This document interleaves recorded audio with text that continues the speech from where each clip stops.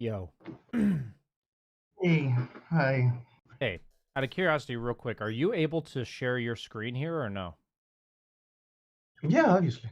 I don't say obviously. I don't know how it works. So okay, good to know. Okay, so yeah, just had a meeting go a bit long here before this, so let me just catch my bearings here. Make sure I have you set up for. We can make sure we take full carry in this session here. Um, okay, so hello, Rodrigo. Is that is that what I Yeah, should call you? yeah, or just Or Zippo? Zippo. Okay, Zippo's good. We'll go with Zippo.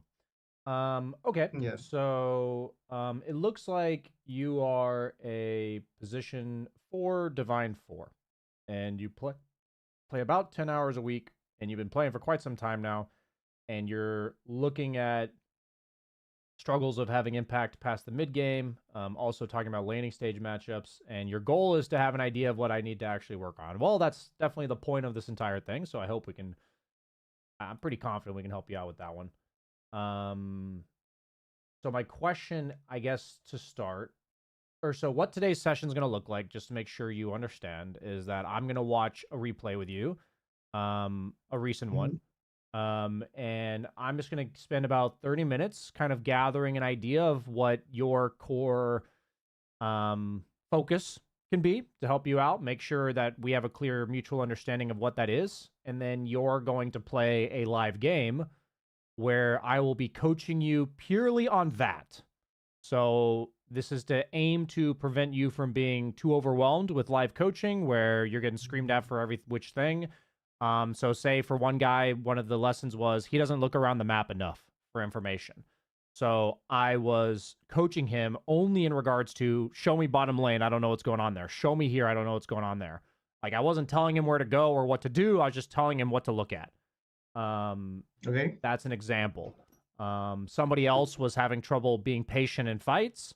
So during the game, I was like reminding them, be patient, wait for your time, stuff like this.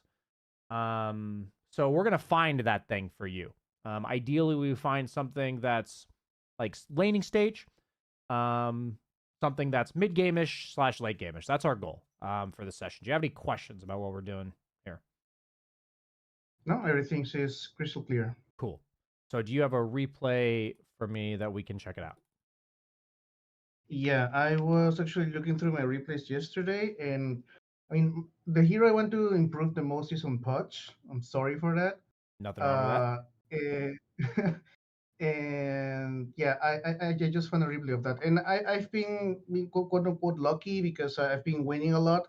So just to show you a replay where I win, it's not really useful.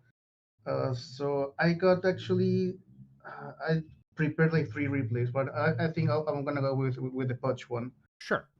Should I just share my screen and we watch the replay No, together? go ahead and link the ID in the chat over here. There's a chat bubble in the top right hand corner. Go ahead and link me the ID of the match there, and then I'll share my screen with you guys.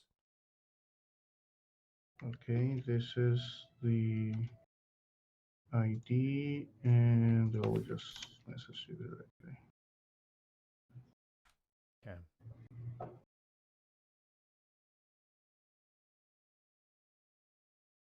Okay, so you are. This is not a Player pudge game. 69. Just making sure Yeah, you're this aware is a this is Punch not a game. pudge game. Oh shit! Wait, why is this? This is a Oh, spear I breaker game. just. Yep. Let me send it. I'm sorry. Like I All said, good. I prepped like three, but I already got some feedback on the Spirit Breaker. Okay. Let's go. There it is. What would you That's a say bunch. like your strength as a 4 position player is? I identify with which core I have to play with, and I watch the map constantly. I Hmm. look at the mini map even more than I look at my screen, and I Hmm. try to always look for the next play ahead, like going into timings, like the 3 minute timing, 4 minute timing, 5 minute timing, and then so on. Like I see the first maybe 9 minutes of the game as a script.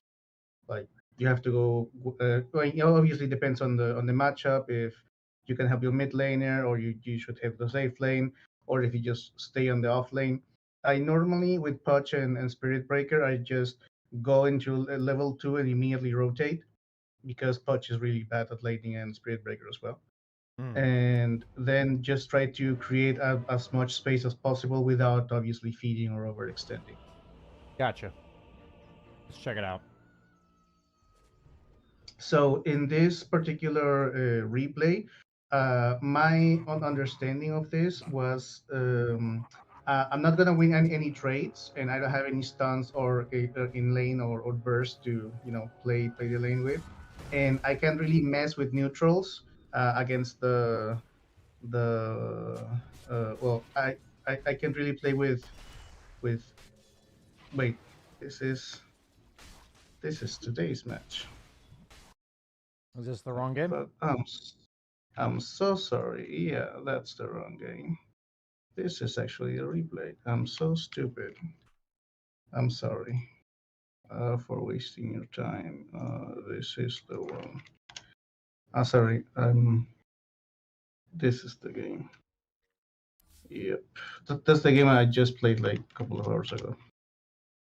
Okay, now that one is the correct game. In that game, until the downloads, I was playing against a Monkey King and playing against Largo. So I understood that I'm not going to win any trades because Monkey King against melee hero, and Largo they have too many CC to just kill me, and Potch doesn't really do good against CC and being two against one. I can really mess with the neutrals as well because Monkey King can just jump me. So what I was giving feedback about is that I should just play on the trees, around the trees, use the fog of war, and try to be as annoying as possible without showing in lane because I'm not going to win any trades as a melee support. But I was really uncomfortable on that laning stage. So I don't know if that's a good assessment of the lane or I was just wasting time and leeching experience. I guess my question would be, how often do you, Airphone calls it, break the wave, where you cut the creeps and drag them somewhere? I didn't do it this time, but I normally try to do it in the first wave when I just block the creep wave and try to get my creep wave to go into the tower. And I What don't really about do like it as dragging the much. creep wave like back here, like all the way up here and stuff? Like this whole Yeah, process. I don't usually do that because when I do the few times I've done it, the offlaners is always pissed at me for some reason. I see. So I should do it. I just do it, and maybe the offlaner sees the virtue in that. But if not, well, I mean, I think it's my assessment of this is that it is very frustrating when people basically get upset with us for doing something that is um fine. And I think that if you're a melee four position player, the majority of games you're going to do that. Like if we're playing optimally. So if you're preventing yourself from being able to do that, we're definitely going to run into some issues because it's going to solve like 90% of lanes. Like for me, Largo doesn't really do anything to stop you from cutting creeps. And Monkey King is mhm. the textbook carry that we want to cut creeps against, like a one that dominates lanes versus melee heroes and can turn into snowballing matchups really fast. So I can understand that your teammates flame you. For me, if you're playing melee fours, you kind of have to do it. There's like not an option. So we will definitely have to Okay. add that into your repertoire. Um, I guess my thought is, how often do you smoke at level one for runes and stuff?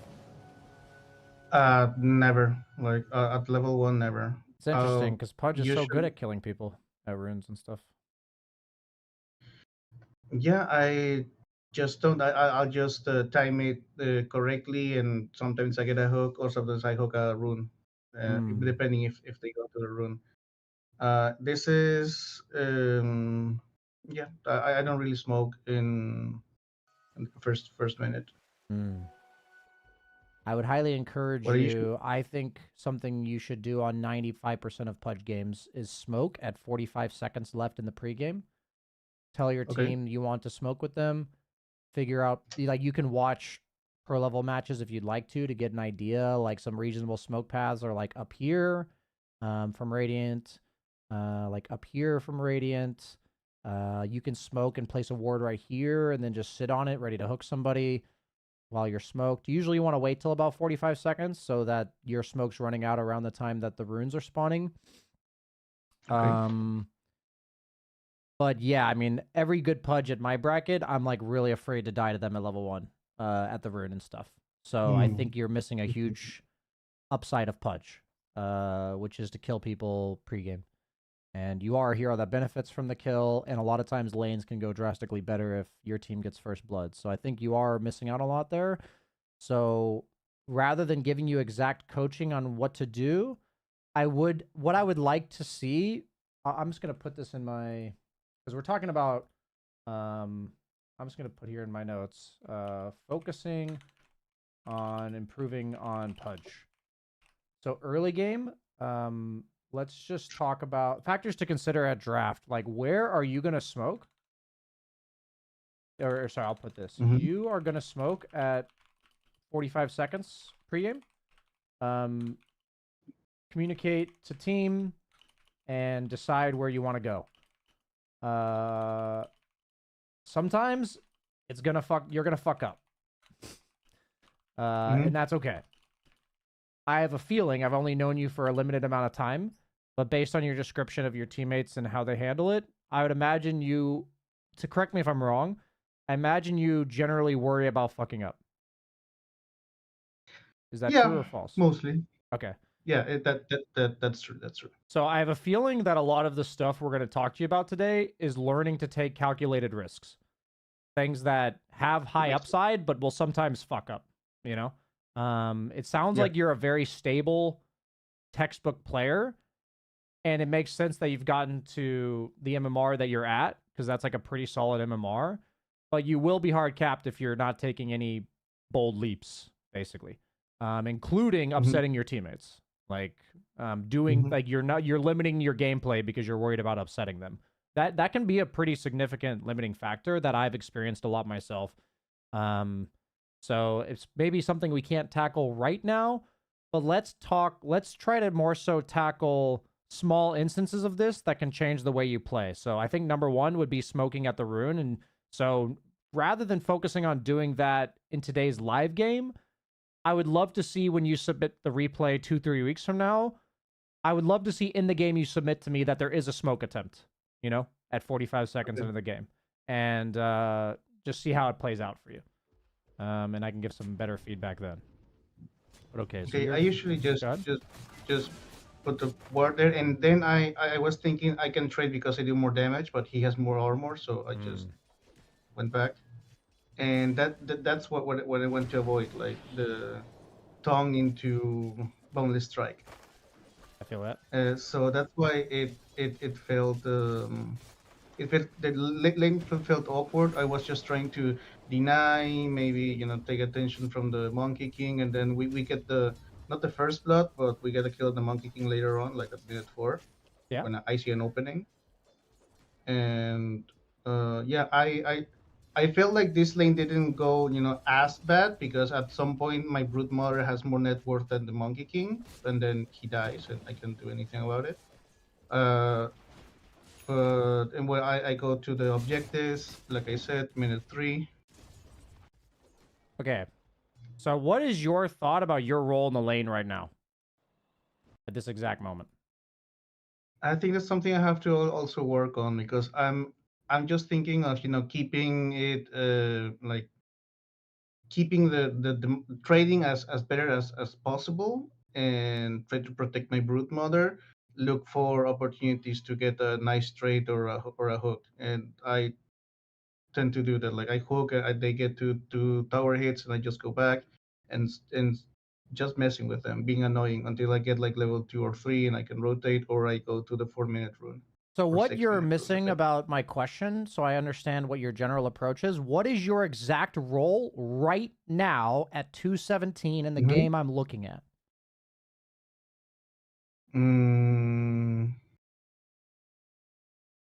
I have no idea. I just go for the vibes. So this is a problem that I have with, not a problem I have. This is a problem I find that the majority of experienced Dota players run into is, it's funny because every time I ask them the question, what is your approach here? They give me a very general answer about how they view lanes. Mm-hmm. So like I have good insight into how you approach the game. So that's good. It's not like it's useless information, but what happens is when you think this way and your gut response is to respond to me that way, that you're going to have very rigid systems. You're not going to be very flexible in the way you approach the game because you're operating kind of on habits and, like you said, vibes. So the only way that we can consciously improve is to gain awareness of why we're doing what we're doing in very individual moments. So something I've had to work with pretty much every Dota player that's played the game for a decade plus is to ask them, train them to think about what they're doing right now. So the example of right now is relevant because it's a pretty common occurrence that the lane gets pushed into your offlaner here. You know, like this is a pretty common occurrence. This is the description I would give of this occurrence. Lane's pushed into the offlaner. So when the lane pushes into your offlaner, what is a potential negative that can happen here? Name any potential negatives that can happen when the enemy pushes the lane into your offlaner. The lanes gets pushed back, or we miss CS. Okay, so he misses CS under tower. For me, it's if he's CSing under tower, that means that the carry could have maybe dive him. Correct? Yeah. Okay. Yes. If the lane's this far out, what is the opponent incentivized to do? Pull. Okay. So the bad things that can happen when the lane is pushed into our tower is they dive us or they pull. Would you agree that those are like the two bad things? Yes. So with that in mind, we can understand what our job is in a situation, because your job as a support is to capitalize on good scenarios and to minimize the damage of bad scenarios in lane. So the first thing that we can understand, in my opinion, we must first understand how to minimize the bad. I think that's the better way to start. So understanding what could go wrong here and playing around it. And that requires us to put our heads in the head of the opponent. Like, okay, lane's pushing into our tower. What could they do in response to this? They can dive us and they can push and they can pull. That gives us like a very good framework for what we think they're going to do. So then when I ask you what your job is, when I see the lane pushing into the tower here, my first thought is this Monkey King looking to dive? Mm-hmm. And now I'm asking you, is he looking to dive? No. No. So we're not deterring aggression. That is not what we're doing. That is not our job right now. So what the deterring aggression does is it secures that my broodmother farms underneath her tower, that she's not like getting killed or harassed or anything, right? Mm-hmm. Like diving doesn't mean they have to kill her full to zero. If they're like hitting her while she's farming under tower and she takes 400 damage and they get 2 denies, that sucks. You know what I mean? So your job could be that, simply put, if this Monkey King walks up here, your job is to be scary enough that he doesn't feel comfortable playing up. Like as a hero like Pudge. You know what I mean? It's like, I'm going to be less likely to walk up here as a carry because I don't want to get hooked. And that sucks. So what they're doing makes a lot of sense since you're playing Pudge. Now, if you're like a hoodwink, you would probably sit in a similar spot, and if Monkey King walks up, you're going to look at hitting him. You know, like make sure he doesn't walk up to your broodmother without getting hit. But when we're talking about Pudge, so the things that can go wrong are diving, pulling camps. I'm sitting in trees. Why? To deter diving. That's why I'm doing it. And maybe this guy walks up and he should get punished for it because you're a Pudge, right? So great. You're a hero that can punish carries that get overzealous. And I'm sure as a master tier Pudge player, you'll hook him if he does that, or at least hook him some percentage of the time. So, so if you're no longer securing this guy, there's only one thing left to do that you interact with, and that's this pull camp here, because you blocked this one. Yes. So in theory, I would want you to walk up here as far up as you can go without putting yourself in danger. But you're giving information, you're potentially hooking the big creep, you know, you're walking up, you know? Like here, if we think about your role, what are you serving by being here as opposed to right here? Nothing. Right? Like I'm not giving information. I'm not deterring anything. Just leeching XP. Exactly. And this is something you will never fix if you're vibing. You know what I mean? Because as a Pudge, you're vibing. That's why Pudges sit in the trees. It's good some percentage of the time. There's actually nothing wrong with it in like 60% of scenarios. But if you sitting in the trees is not actually threatening anybody, then there's no purpose in you being like a ninja in the trees. Like, there's no purpose in that. So before Monkey King retreated, there was purpose in you sitting in the trees. But now that he's retreated, there's no purpose in you sitting in the trees. So what we're going to try, like the strengths to keep is like, we're going to help you trust your vibes. I still want you to trust your vibes because your vibes have gotten you this far and they're going to help you capitalize on things that you wouldn't capitalize on if you didn't have the vibes. So I want you to trust your vibes, but be able to identify your role at specific times. So the example we used is lane is pushing into offlaner's tower. Potential drawbacks are diving or pulling. And what I would want to see from you, whenever the lane pushes into your tower today, I want to see, you know, what is your role in making sure your offlaner gets CS under tower without getting fucked with, and what's your role after that? And so I hope you can see how big of a difference from a coach's perspective, as like a casual Dota player watching this, like not you, but somebody else, they'd be like, BSJ is harping on it so much that he's not right here. But it tells me so much about the lack of seeing your job in this scenario. So it's not a matter of, I need you to fix this right away, but I'm going to draw attention to what your job is today. So the live coaching session is not going to be me asking you questions, okay? It's going to be me telling you what your role in the lane is right now. That's what I'm going to do. Okay. Your role is to stop that pull. Your role is to scout that pull. Your role is to deter the Monkey King. Your role is to do this. You see what I mean? Yes. Okay, so that's what we're going to do for like the first 8 or 9 minutes in terms of the live session. Are there any questions about the live session and what to expect there from that portion? No. Okay, cool. So what's really cool about this is if you become keenly aware of what your role in the lane is, that also helps you know when to leave because you just don't have a role. So you're like, I guess I'll go somewhere else. So I'll just put in the notes, understanding role in lane can help us understand when to leave because we don't have one. Okay. Yeah, so, I usually leave for the 4-minute rune or 6-minute rune, depending on how much I'm able to do in the lane. Because sometimes I just feel like I'm doing nothing or serving no purpose, so I'll just try to have impact somewhere else, like securing runes or ganking the mid lane. That's the hook I mentioned. I saw the opportunity. We had more creeps, and I trusted my offlaner to win the 2v1. So I gave up the first blood, which I don't know if it was worth it, but at least my broodmother got the kill, and I believe she is more net worth now than the Monkey King. Yeah, that's why I've been doing Good. Well, and that's when he died. I was just harassing and trying to trade, and nothing I can do about it. If I stay, I die. I gave a double kill.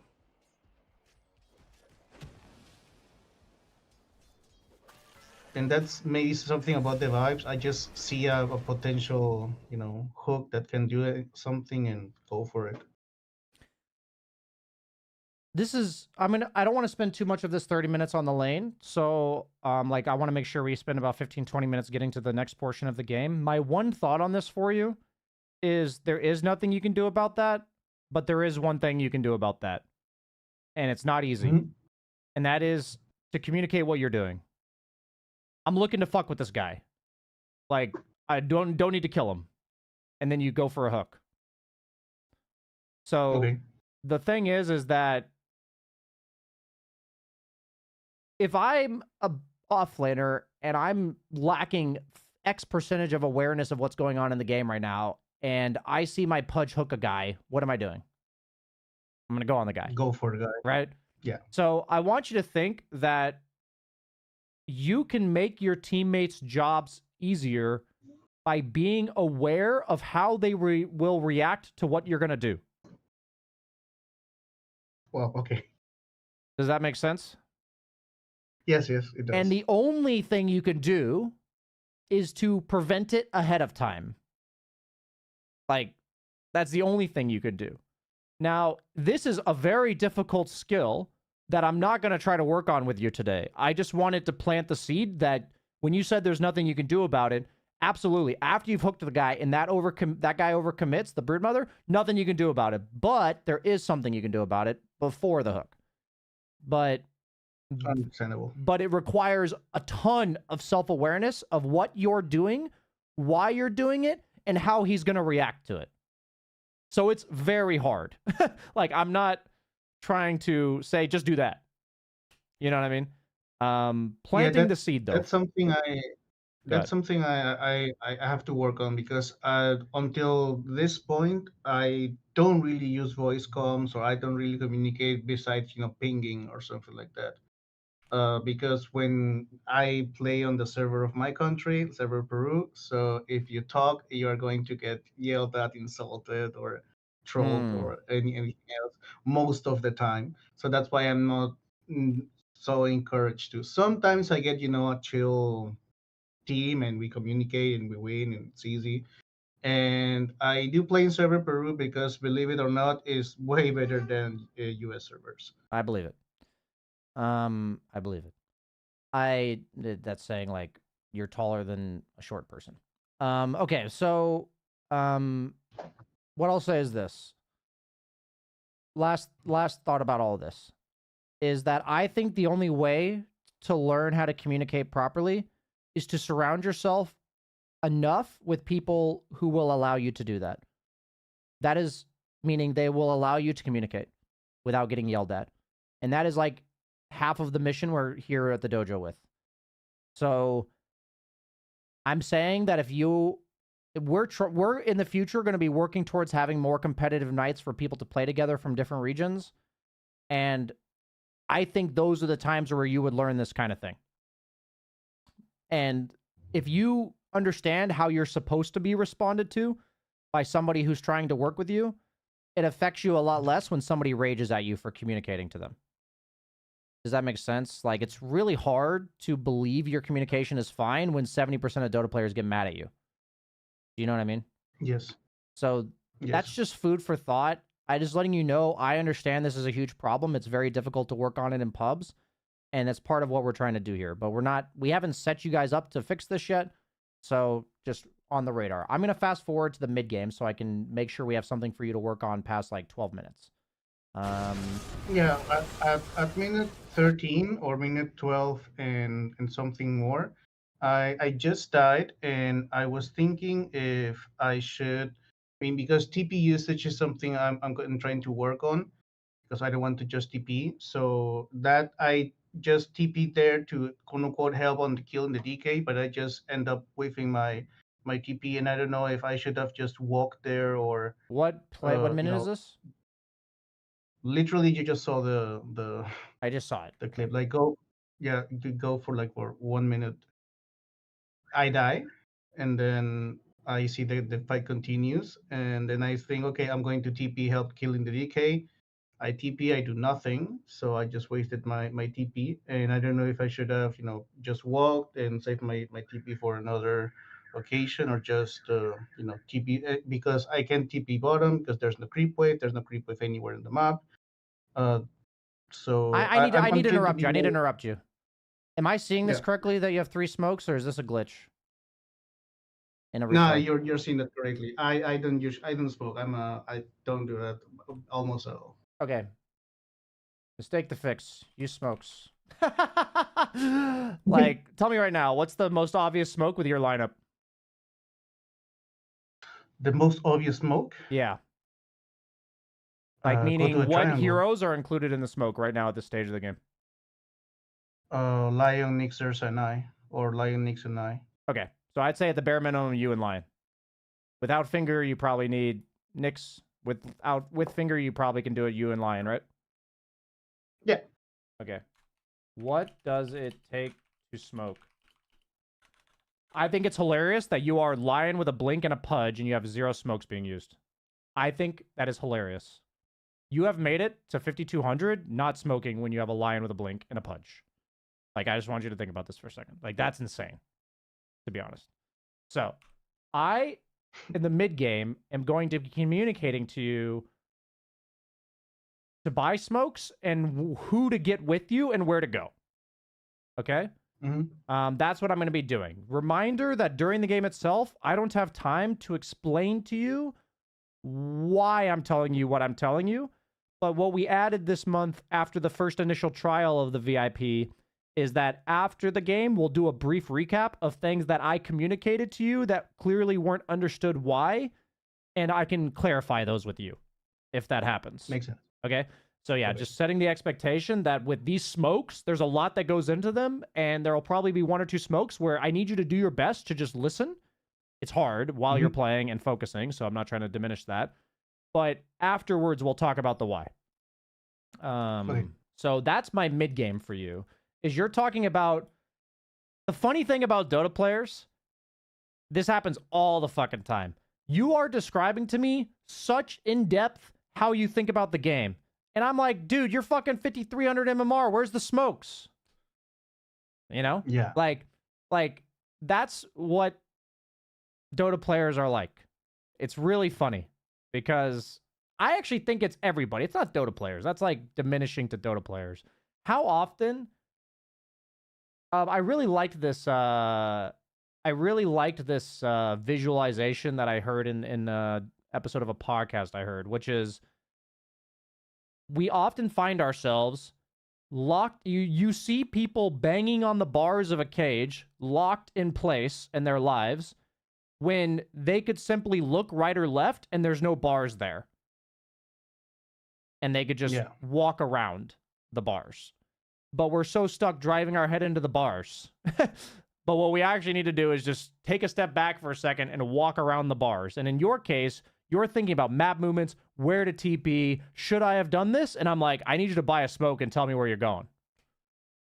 Like, so a lot of times we are stuck in our own heads to the point that we're missing really simple stuff. And so a lot of these coaching sessions, almost all of them actually, are me pointing out really simple stuff that if we put it in tandem with what you're already doing, like I want you to think, you are 5,300 MMR and you're playing a ganking support and you haven't utilized the easiest part of ganking, smokes. Like you're not utilizing it and you're this MMR on ganking supports. Like you're at like 60% potential right now. You've done all the hard shit. You're just not smoking. So if we can get you doing that, that's sick. Like imagine the potential. So. Okay, at minute 16, I went to ask if that was an overextension or, I mean, because right there, I thought we were going for the DK, and then I just thought, okay, I'll just go in and bite him. But I think that's just, there's a tower nearby. And I thought, well, at least, my copium was I made them TP, space for mayors. So I thought it's just feeding, right? Like we tried to go on the DK there, and we just whiffed it. What? Okay, so you guys are ahead right now. Up by 7K, Yeah. that's a lot. What do your core heroes, because you have a Lion mid, it looks like. Yeah, it's a Um, lion mid. so let's ignore the 3 heroes that are here. What are Ursa and Broodmother doing? Brood is going to farm and push, and Ursa is going to farm for maybe like 5 to 10 more minutes. Okay.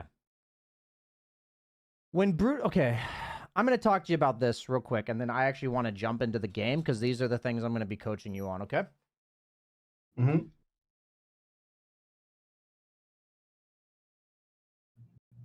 When I asked you at 2 minutes in what your role in the lane was, we are now extending this question to now.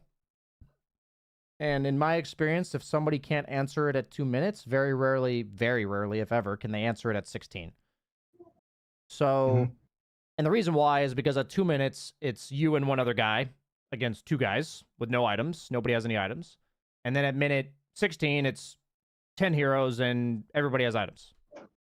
So I'm going to narrate to you what's going through my head right now. Okay. Let's ignore this play that's like you're the dog and that's the butterfly. And you're like, look at the play. And I'm going to talk to you about the game. Yeah. Okay. So the game itself, Broodmother, when she's winning, she's a territorial hero. That means that she has like webs all over here. And based on her item build, it's really hard for the enemy team to ever walk into her without like 3 or 4 heroes. Like nobody can go in there by themselves because they'll just die. So I'm thinking that for the opponent, this area is just dead. And the way that Broodmother functions when she's winning is that she controls the entire... Like, she probably farmed all of these camps this minute. That's probably what she did. Like, she's farmed her way back here. And at the end of the minute, she's at the end of her minute. So the last thing I want to do when I have a Broodmother and we're up by 7k is fight away from her. That doesn't make any sense. I don't want to fight away from her. So a lot of the points of contact that I want to have with the opponent is when my Broodmother is far up in her farming patterns, and I can capitalize on anyone who's trying to relieve the pressure that this hero creates, because that's how Broodmother works. Okay? And so on top of that, I understand that that's how Brood works. If Broodmother, for whatever reason, is super far ahead, and he's just sitting over here farming, then everything I just said doesn't matter. What that means is that's our capability for being aggressive. What that tells me is I can't be aggressive. So that's how Broodmother works, okay? I'm going to go through this. When I look at Ursa, he's going to get Battle Fury, and then once he gets Blink, he's going to play off map and look to help us. But until then, what I'm trying to say is I have 2 cores that with a lead just want to hit creeps. That's all they want to do. Yes. So I view success at 16 minutes in the game with this given game state to just hit creeps. So then I ask you, does this play in the mid lane help your team hit creeps? Yes. How so? Well, most of the heroes of the enemy team are mid lane, so I mean before they TP like this one, this play doesn't help my. It doesn't help my team hit creeps, I guess. It helps your team hit creeps for you guys to be up here showing heroes, right? But does you running at them help your team hit creeps? Have them? No. No. So that's how, if we understand your role, it has nothing to do with, is this an overextension? Your role is to help your Ursa and Broodmother hit creeps. Mm-hmm. And so you guys posturing aggressively in the mid lane with wards and threatening them, that helps them hit creeps because you're making space for them, right? Like you're giving them information, you're threatening the opponent. All of that helps them hit creeps. But does diving them aggressively underneath their tier 2 help your team hit creeps? And that's how we learn to not go that far. Like that, but it relies on a lot more understanding of the bigger picture of the game, right? Because you understand that by being aggressive here, you are accomplishing this rather than we're looking to kill this guy. Do you see what I mean? The big difference there? Yes.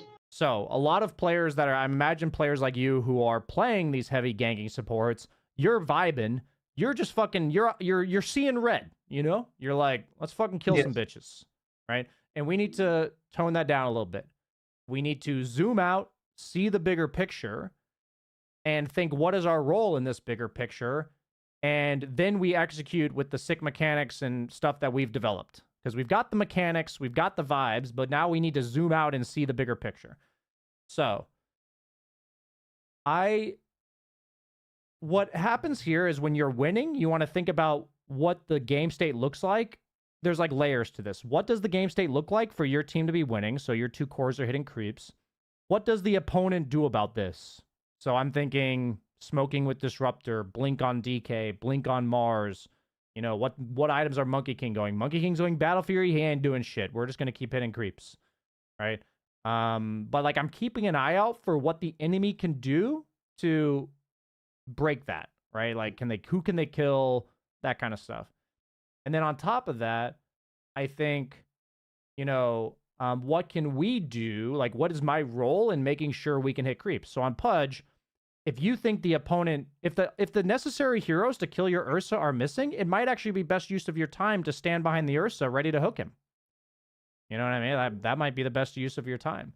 But since you guys are giving information here, which is great, you know that your Ursa and Broodmother are fine, then your job is to bully the opponent into their side of the map. You're being territorial. You're controlling an area. You're bullying them.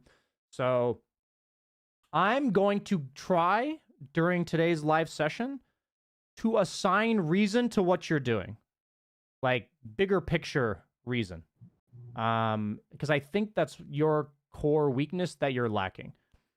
So laning stage, we're gonna help you identify your role of what you're doing. Like you're stopping the pull, you're stopping this. Mid game, we're just gonna look at smokes and making sure you're available to have them, and I'll be like, you want to smoke with Lion, you want to smoke with this guy. Wait till this guy gets this item. I'm gonna communicating the stuff that you would eventually need to think on your own, and then when there's nothing happening in the game, I'm gonna be communicating what I think I would be thinking about here. That's my goal for today. And it's going to be, I guarantee you're more likely to lose this game that I'm going to coach you on than normal. Because the stuff that I'm coaching you on is more theoretical than mechanics. So you're going to get distracted, basically. So I want to prepare you ahead of time. You're going to make more mechanical fuck-ups than normal, most likely. And that's okay. And we're actually anticipating more likely that you'll lose. So just setting expectations for this game, but I think we can get a lot out of this. So let's look to pick Pudge. We hope he's not banned. If you have a backup, I guess that'd be like Spirit Breaker, or would you like a different backup if Pudge gets banned? As post 4, I've been playing mostly Spirit Breaker, Bounty Hunter, Pudge. Yeah, I really play really tanky supports. Yeah. And Wind Ranger if it's not, if all of them are banned, I go for Wind Ranger. Okay. Cool. Either any of those 4 is fine. But ideally Pudge, because that's what you came here to work on. But that's the problem with live sessions is we can't always control what you get to play. Yeah, indeed. Is your computer good enough to share your screen on Discord without it lagging you really hard? Yeah, yeah, it is. Some people it's not, so it's not meant to be like, no, I laugh because I literally produced the Dream League broadcast. So very cool. Okay. So I'm going to have you go ahead and queue for a pub. The best way for me to coach you is to watch through Discord because I can see your perspective. If I coach you through client, I can't see your perspective. So the best thing to do is to share your screen with us in Discord. Go ahead and do that when you're ready, and then we'll have you queue up. Okay. That's my screen. I'll just use the support and just queue. Can't make this any larger, it looks like. Okay. That was fast. That was very fast. Maybe it's US East. Maybe I can. Let's do.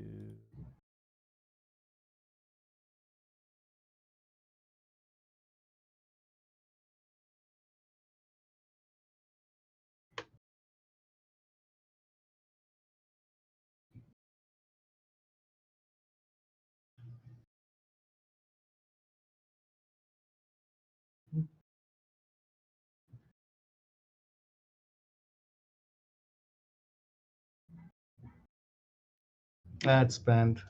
Whatever. Spirit Breaker it is. Hope. What we say to that? Yeah. Okay, this is how I usually go out of lane with Spirit Breaker. I hope it's like literally this is how I go out with a Spirit Breaker every single game, and it's I don't So know, it's maybe bizarre and it's really bad, but as you can see, it's working. okay, let's be clear. So I want you to buy a blood grenade is the only problem I have with this. But I want you to know that why'd you sell the blood grenade? I mean, yeah.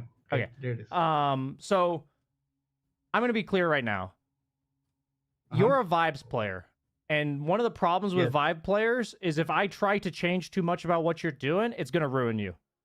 So I don't want you Okay. to question the items you're buying, the play style that you have. Our goal that I think will unlock your potential is for you to be keenly aware of what you're doing. Like, Mhm. we're not even trying to change much other than buying some smokes later on. We're not trying to change much about what you're doing. I'm going to be observing this game, helping you understand what you are doing. Like, I actually think a lot of what you're doing is probably good because you're 5,300 MMR. And to be quite blunt, your awareness of what you're doing is very low. So, like, I think your skill and execution's way higher than your awareness. So I don't want you to question the items you're buying, the way you're playing. I trust you. It's working. It's gotten you this far. So let's not change any of that. The only thing I'll change is telling you, hey, let's buy some smokes. Okay? Makes sense. The Okay. rest of it, play your game as best you can, because I know it's not easy to play your game with me live coaching you. So you're against CM Drow. I'll just say this. I would highly recommend dragging creeps at level 2 and buying yourself a salve with that, because I think if you don't buy a salve, you'll take a bunch of damage and you won't be able to revive. Yeah. So I would highly recommend dragging creeps at level 2. But if you don't feel prepared for that, then I'm going to let it go. Oh, somebody on your team Oh, look smoked. at that. Yeah, that's actually a first. Hog. Oh, on server Peru and at that. Someone's trying. King of What I 1. usually do is Holy shit, Pog. Sorry, go ahead. yeah, that's also why I play here. Literally live on the server in your basement or what? No, I just have a really good internet connection. Like I said, Ooh. my work demands it. Hmm. We actually met at DWC. Oh. Oh, I think I know who you are. Okay. Yeah, we Did I meet you? were Did I meet you in the on the cab or shuttle. what? Yeah, we were in the shuttle with Effie. Ah, nice. Hello, Zippo. I remember you. Cool, man. Okay. Small world. What I usually try to do at this point, I mean, it's okay if I say out loud what I'm thinking. It's okay if you just jump in and I'll shut up when you talk. I will be abrasive then. And I'll be very clear when I need you to stop talking. But otherwise, do your thing. Okay. Okay. Just be prepared for, abrasiveness from me. Okay.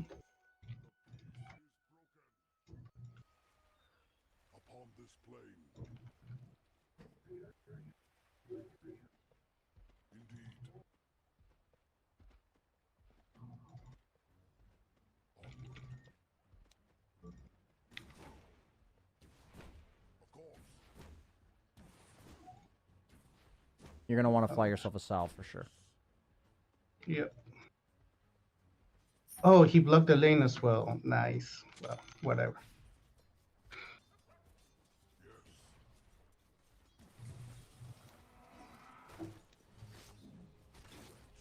Go ahead and drag wave.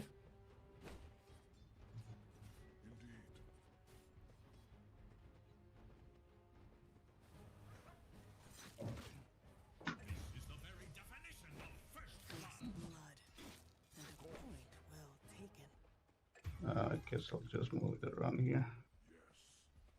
Careful with your courier. Yeah, he's doing fine. Oh, I'm not going to make the meet. Maybe here.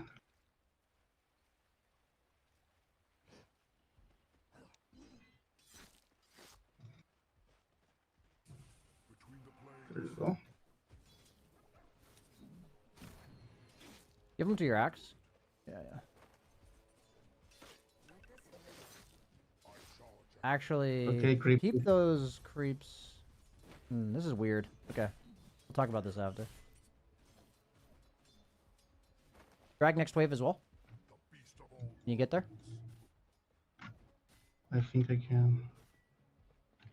No, You can get it. You can get it. Oh, you gave up. There you go. Okay. Be careful here. They're level 2. Yeah. Your role is to deter the CM from walking around the axe to gank him like this. Yep. Perfect.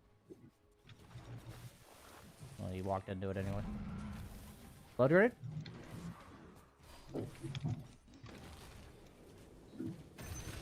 Nice. Defensive aggro? Yeah, nice.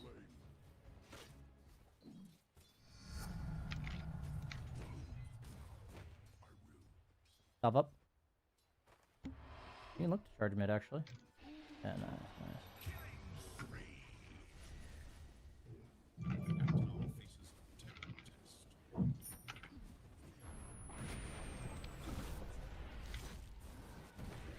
Nice, let's go. Look back to the top. While you're walking there, look there for me.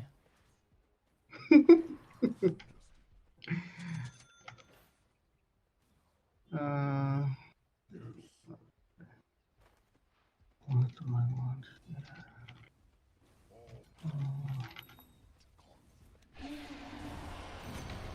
Fuck out.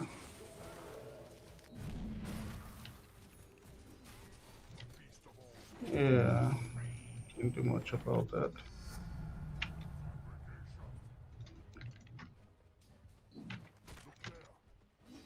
Go drag the next wave at minute 3:44.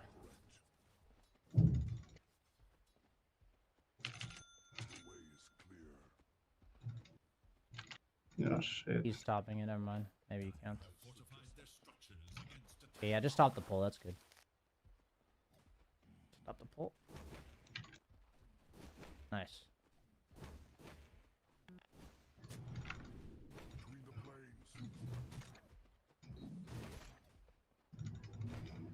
Check lane equilibrium for me, make sure you're getting some XP. Okay.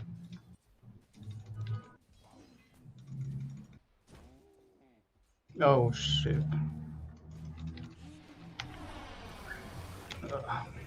Fuck. Okay. Dominating already? Yeah, Oh, you're gonna wow, want to that's play around. Let's check bottom out for me. Boosters for Rubik.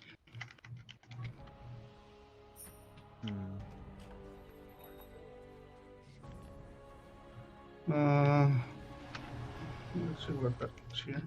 So we're pretty much done with top at this point. We can keep an eye on what Axe is doing, but we're probably just charging mid over and over.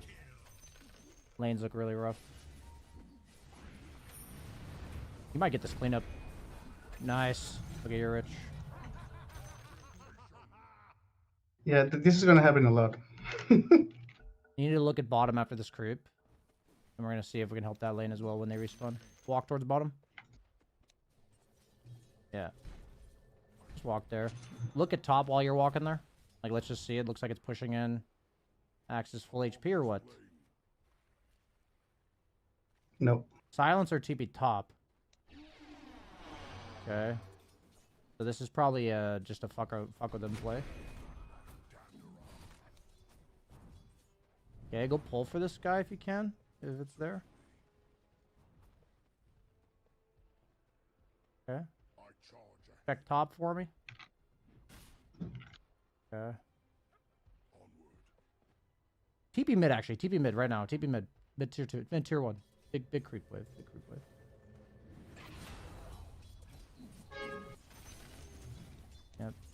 Careful.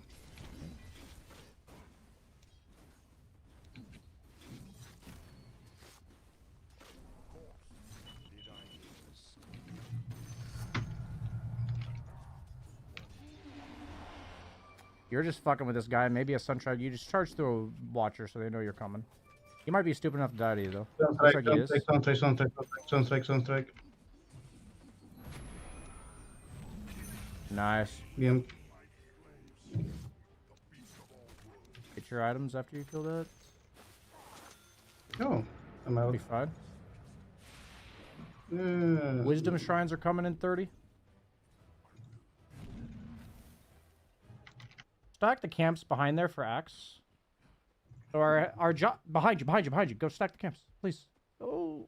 Oh, stack camps. Yeah. Oh, sorry. I heard another thing. I was Yeah. I was thinking about. So our job right now is to help this Axe recover in any way we can. So stacking the camps is our backup. A lot of supports don't think about this enough. I have 3. Look at bottom. You're dragging this creep for this guy to get him away from tower. Help him get the tower creeps. Yep. Just drag them back. Yep. There you go. You're just helping your Axe here. Yep. You're a deterrent. You can actually go with Silencer. Be ready. Wrap around. Yep. There's 3 of them. That's I fine. think. You're level 6, so you can look. Stay in lane. Look to play around your Axe. Yep. See him?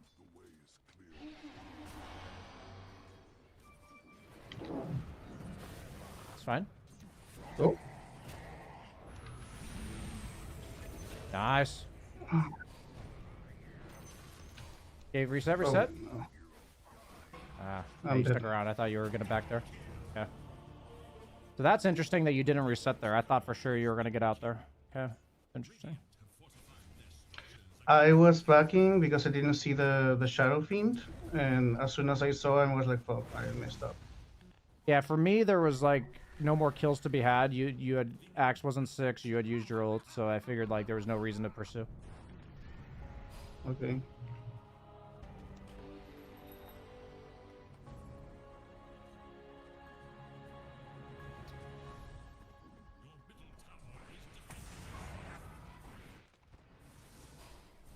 You might have to stop on Drow.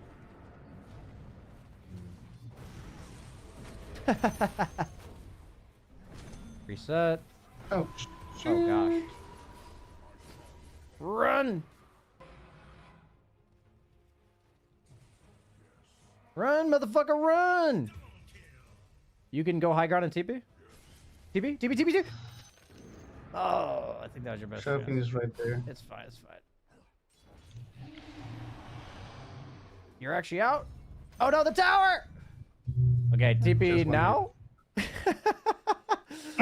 Oh shit, he got out.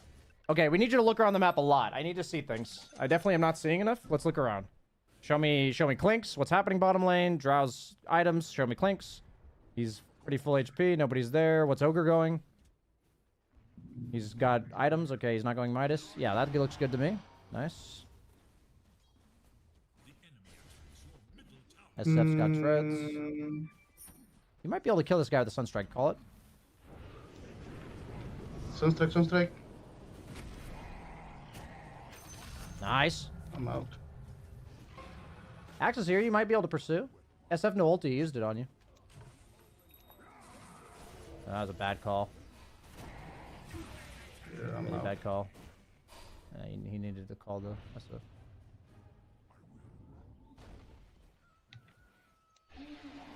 This guy's over pursuing. What is he doing? This game's nuts. Okay, go XP lane. Check out bottom for me while you're walking there.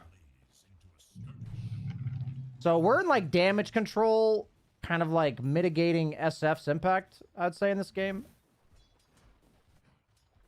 Yeah, to paste it. Yeah, I just hit the way forward. Like kill range creep now. Oh. I think you're clearing lane or TPing here, but I think I think this charge across the map was overzealous. You can just take that. Sometimes I just charge to give vision. I see. so they don't go on the like the fog of war doesn't fuck with them. I see. Keep hitting. Hit, hit, hit. Don't deny. Hit, hit, hit. Spending a lot of time on the creep waves. I would really like a Shadow Blade out of you from this game. I feel like everyone's just split up. I know you have a Clinks, but everyone's just split up. I usually go drums Drums and are then fine. Shadow Blade. If you want to go drums, that's fine.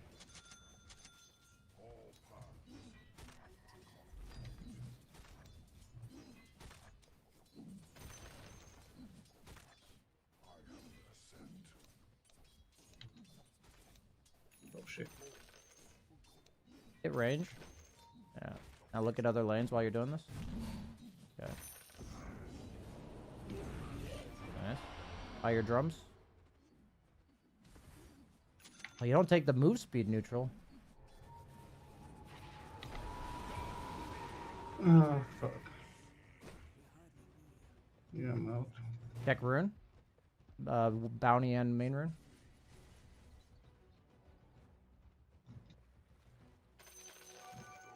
Look back bottom while you're checking rune. Okay. Yeah. Drums yourself and get him. Shit. Nice. Do we have a team? Ash!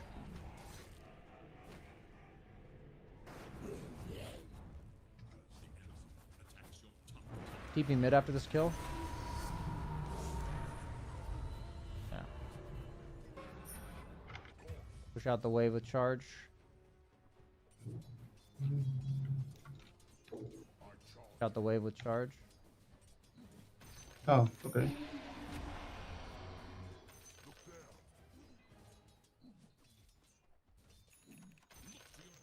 Okay. So right now your job is to look for, I'd say Invoker's the person you're playing around. So you're gonna walk towards Invoker and be ready to charge other people. I actually want you to smoke. Check Axe's items actually. Yeah, he might be going blink. So clear that mid wave. We need to enable ourselves to smoke. I want you to smoke to Axe right now with Invoker and draw the line. Smoke. Okay. Yep. There you go. Perfect. So we're trying to connect our cores because I feel like nobody's together. So we're trying to connect people. That's what this smoke is for. So it's really good if you see cores that are not together to connect them through smokes. Yeah, Drow should die. You can charge him.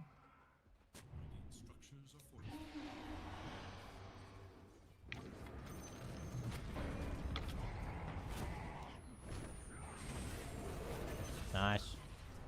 Okay, invoke. No, they canceled an ogre. Go ahead and TP bottom. Oh, you don't have one. Fly yourself a TP. 2 TPs. Yeah. Charge bottom, actually. You're out of here. You're done here. You know always come back. Oh. I would not pursue. It looks like they had a bunch of people mid. Walk towards mid tier 2. We're lane cleanup. That's what Spearburger does. I mean, it's a very different coaching session than Pudge, sadly. Okay. Yeah, I was told to, clear wave, look for gang, clear wave, look for gang. Yeah, so go ahead and push this out with charge.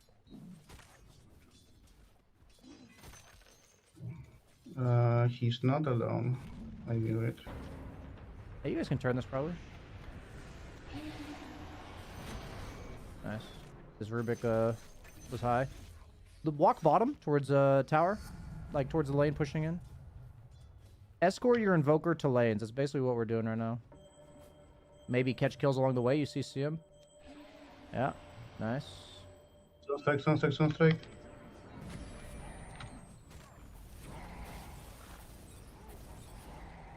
Nice patience on the ult.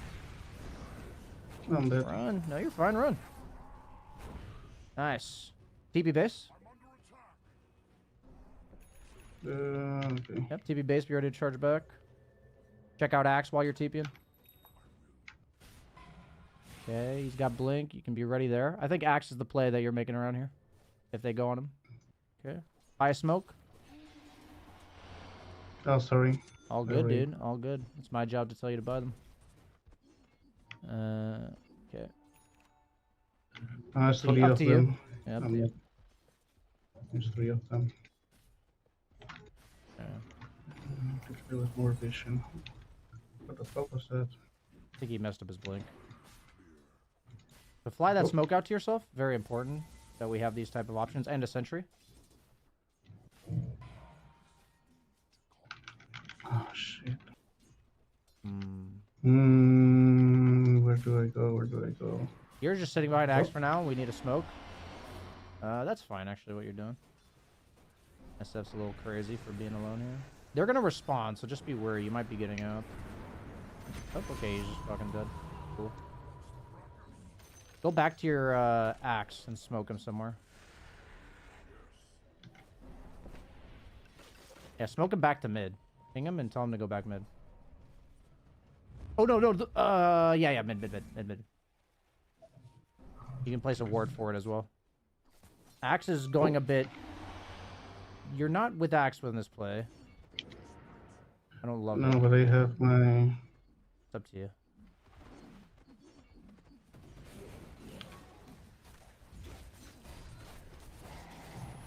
Nice. Look back for your Axe as you retreat. What's your Axe doing? Might be doing something useful. Okay, they're all here. Nice. You can look. Nice. Okay. So right now, we're kind of chilling again, so we can go through gate, actually. I'd say go through... Actually, charge bottom. Just charge bottom. You're Spirit Breaker. I'd say go through gate, but just charge bottom. Yeah. We need to finish that Shadow Blade. We got 600 gold waiting for that. Rubik. Fuck this Rubik. Yep, just walk bottom. It's fine. SF's gonna put... Oh, you can haste yourself bottom. There you go. We don't have to finish that Shadow Blade, but we're not forcing anything until we do. Like, if your teammates do something, that's fine.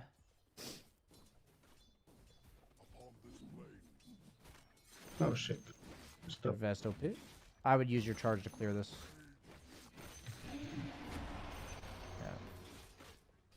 Yeah. Enemies all missing right now. Showing. Yeah. Yeah. Oh, shit. I don't have a charge. Yep, no, that's why you push the wave. Yep. I mean, we're farming still, so we didn't want to miss those creeps, but it's okay. Got to find the right balance of using charge and not. I'd use charge again on the creeps because you're 200 gold out. Oh, that's fine. Go ahead. I understand what you're doing. You do have enough mana? I don't.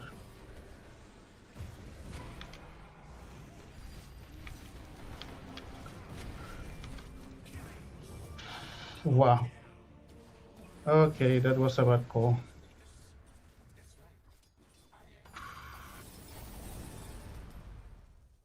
Okay. Whew. Bad call. What do we have? So the lesson here is that I'm communicating what I want you to do in the game, but it's not what you would normally do, so you're fighting it. So your purpose in the game there was to get a Shadow Blade. Your teammates fought without you. That means you don't go. You see what I mean? Okay. But you were half committing to going and half committing to getting the Shadow Blade, so you missed the creeps and were late to the fight. So, like, it's like we do want some degree of rigidity, where it's like, I'm farming my Shadow Blade. Did my team get caught unnecessarily? If it is, it is what it is, right? Like, it just is what it is. So it's just something to think about. Just...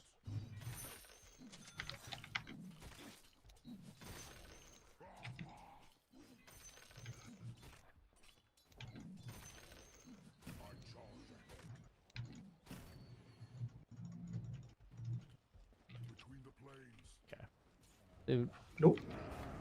You got your Shadow Blade now. You can look to play around your team again. I don't think you need to be down here. Look at your Axe. Yep, you can use your Shadow. I think you might be able to do this. Yeah, just get out after. No, there's... Yeah, that's fine. Yeah, you're good. There's too many. You're scouting. You can walk your way back bottom, I'd say. And then I would want you to smoke your axe when he's alive. So you're going to charge that wave and then call for your axe to smoke with you.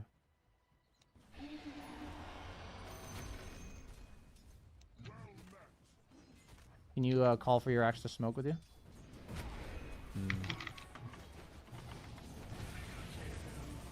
Okay, he's just charging me. Nice. So, at this stage of the game on Spear Breaker, we have to basically show on creep waves for like 2 seconds. So it's like you charge that wave and you back off, and then you charge the next wave or you're not there. Like you're no longer standing on top of creep waves hitting, basically. Now that we have Shadow Blade. Okay. You're like an off-map hero now. You can still show on map, but it's like you charged through the creeps and walked away. So that's how we would want to play this portion of the game. So your axe is going bottom. Oh, he gets the stick call. Okay. Okay. Nice. You can be ready to go here. Looks like you are.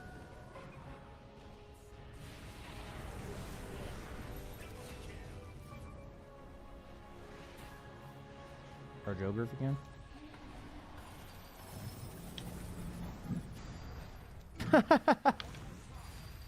The fuck was that? He forced out you. Nice. Walk mid afterwards. Walk towards mid, be ready to charge if CM gets shown or something.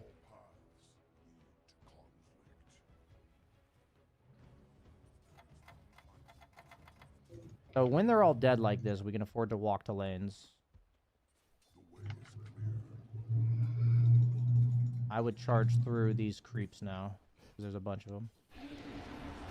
So we can afford to hit these, because they're all dead or whatever. But be ready on bottom after this creep wave. Yeah.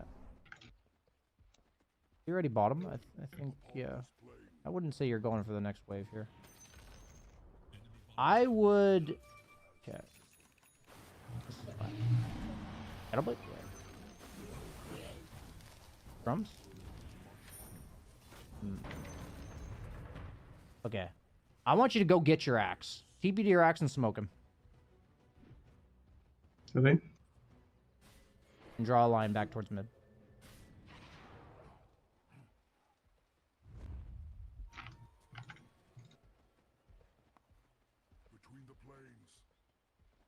Fine. Just lead for him. You guys have no global, but you have Cataclysm. They do have a sentry mid, be wary of that. Arcane Rune behind you. Nice.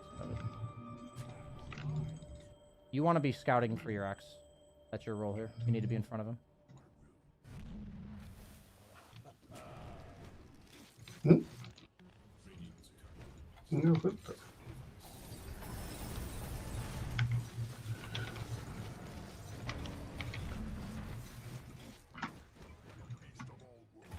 Shit. I was looking at bottom and I...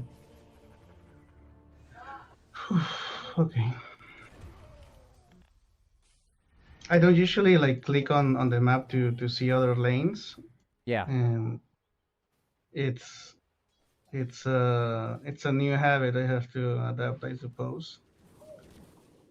Yeah, so the big issue with that smoke is expected, though, because you literally told me you don't buy smokes. So your job in that smoke was to provide vision for your axe and lead for him and be ready to push bulldoze if they go on you so that he can go on them. That's your job in that smoke. So every second of that smoke that you're not in front of axe is a problem. Like, that's how I would want you to see that in the future. So you walking up to sentry and allowing axe to go first is a problem. You can just charge bottom wave, I think. Clear it out. And you're just like Wing, drumsing, shadow blading, and then running away. Yeah. And then run back towards your team.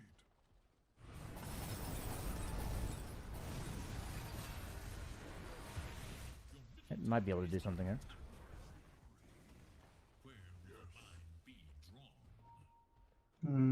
Just charge bottom again.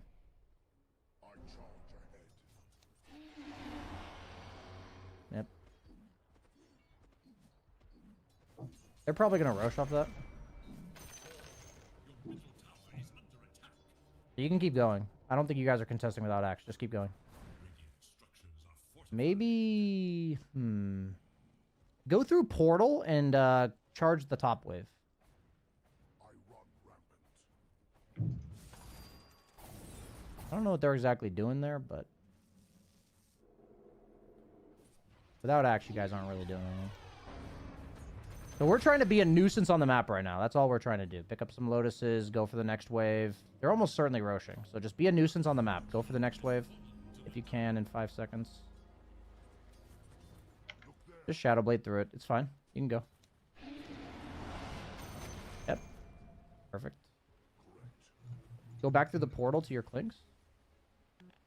Keep up the nuisance on the map, so we're seeing who else on your team is being a nuisance. So we're anticipating they'll respond to clinks. If they don't, you're hitting a tower. Look at clinks. Okay, you got a tower. Sick.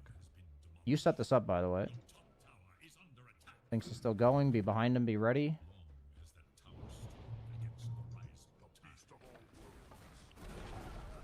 Yep, be behind your clinks as close as you can be to him. And keep looking at clinks.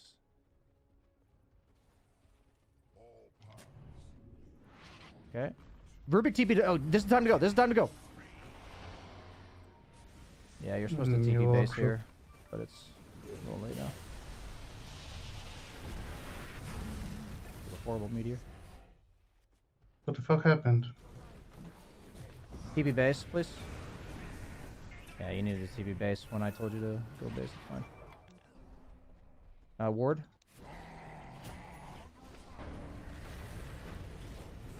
Yeah. Interesting. Okay. So you are TP. You have when you have TP available across the map, you're charging a lot of the time. Like I think earlier we would have wanted to TP at the tier 1 tower. I think here we want to TP. We can actually look to buy back. I don't need to be talking to you. Can you buy back? Fuck him up. Just like and use bulldoze and you're good. Yeah. Nice. Very good. Yeah. Good, very good. Okay. Go ahead and put the big lotus in your inventory over the ward. Charge bottom. There you go.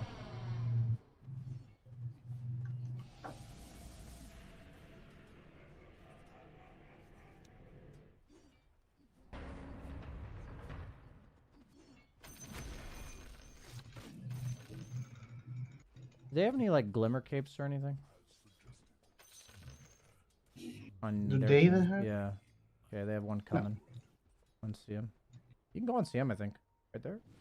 That's crazy.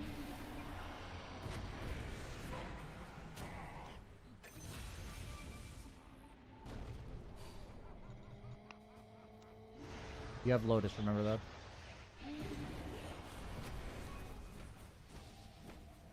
Lotus, Lotus! Oh.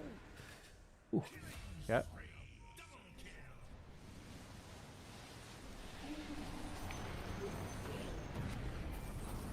Nice. Nice play, nice play. TB base. Get yourself regen. Yeah. And then you can charge top lane when you're regened.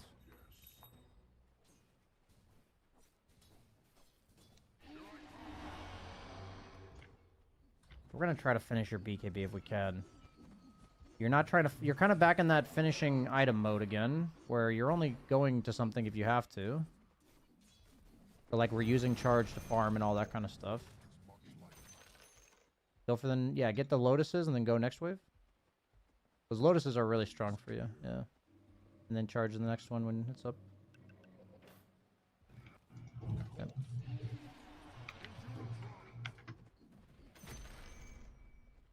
Oh, jeez, that flag bearer buff sucks. You can go towards your team. This is when you kind of walk towards your team after the charge.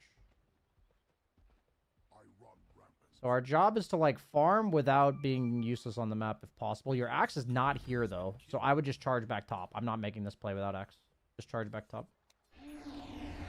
You can communicate, no axe. Be careful. Cuidado. No entres sin axe. Don't show on the tower. Don't show. Don't show. Okay. Yeah, your hero doesn't show unless you have to. Don't show. They're coming almost certainly. They're reacting to this. You can charge bottom probably. Yeah, you're just being super annoying on the map. Axe is like never here, so there's just no play. Your team might take a fight off this though, so be ready to TP mid tier 2 after this. Yeah, TP mid tier 2. TP mid tier 2. Yeah, that works too. Oh, that's fine. That's fine. Just walk towards the fight. Walk towards the fight and charge it. Nice. Might set this up. Nice. Easy. Augers. Charge top wave after this. Yeah.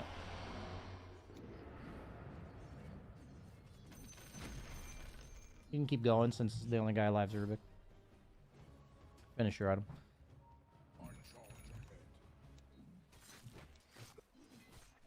So a big difference here. We don't mind showing on the tower and everything because there's nobody alive.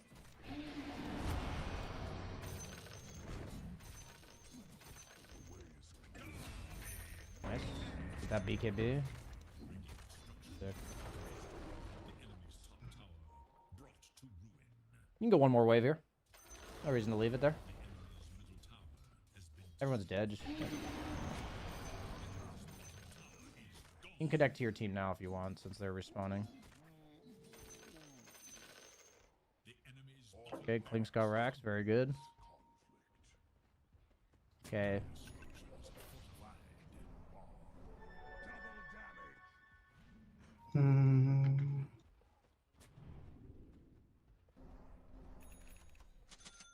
Get that smoke as well.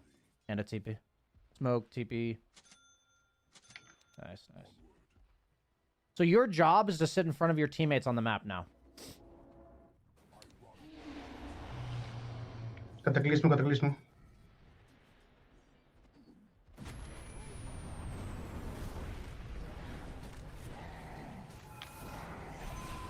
Nice. Is Roche up? I don't know what the timer is. Oops. Okay.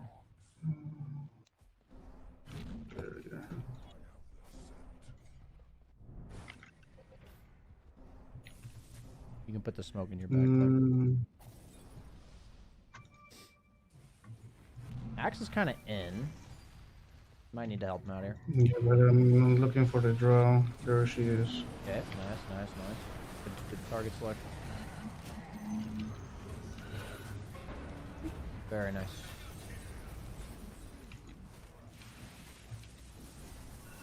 Sick.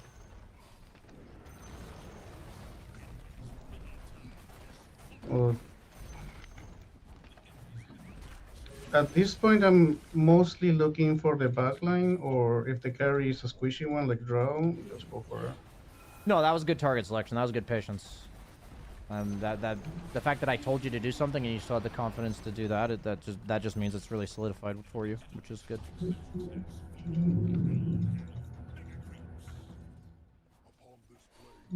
Okay, at this point, I don't know what to buy. I don't think it's important anyway. I mean, every item matters. I try to never have that mentality. I try to think, you know, if I have to discern when an item is important, it makes things confusing. It's easier to just assume every item's important.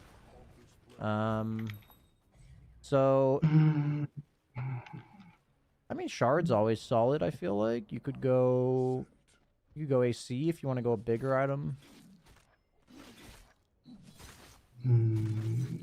AC instead of... What would you think? Want? Yeah, Like, probably. I mean, Yeah, AC instead of I one. always want the slot for dusts or... Yeah, I mean, if you're concerned about mana, you could go Kaya as well. That's a good idea. Well, I guess I just... Yeah, I mean, game's going to take a little bit to end here. We always want to stay disciplined. We always want to value every item.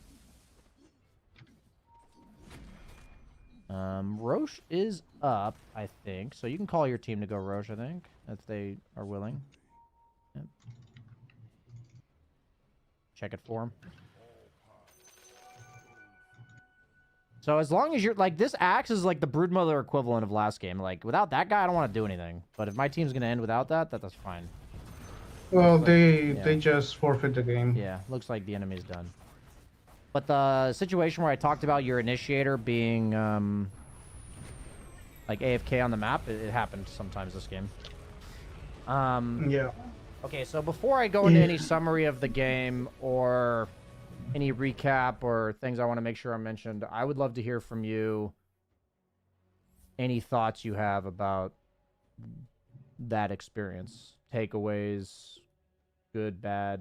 It was hard to adapt two or three more things into my gameplay, like looking directly at the other heroes, looking, through. I mostly just look at the minimap and see, if there's two enemy portraits over mine. I know they're ganking them. He's about to die. They're going on him, and then I just click. But just looking around the map with my camera for information was new and a little bit not overwhelming, but something I have to get used to.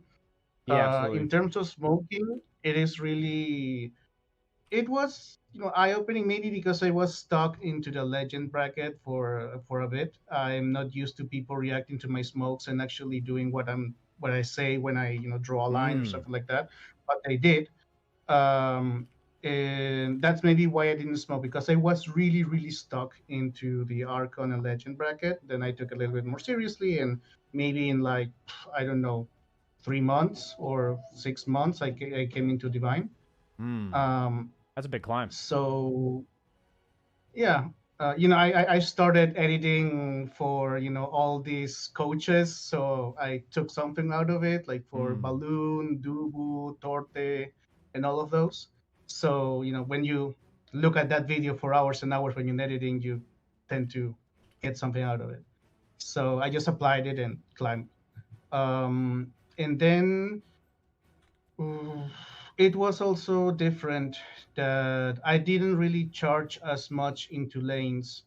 Like there were like maybe 5 or 6 times where you told me charge there, that I just did it out of obeying, but Yes. I would normally not do that because sometimes the lane was for my comfort a little bit too far away from my tower. So I usually just charge lanes that I know are going to push into my towers and like really close to hitting my tower, not just under my tower. But it did create a lot more of space, like you mentioned. Like there was a situation I orchestrated, so to speak. And then I did see one of my mistakes. That is, I have baked my decision making in terms of I don't really finish my item or do something interesting in lane, and I'm really quick to charge Mm. into some heroes. Like when I see a CM and I see other two heroes that are not with her, I just charge. Or when I see Drow, and there was like two mistakes I made out of the new things I had to incorporate into my playmaking that just fucked me over. It was bound to happen. But there were also two other charges where I just did it out of instinct, right? Like out Yeah. of vibes.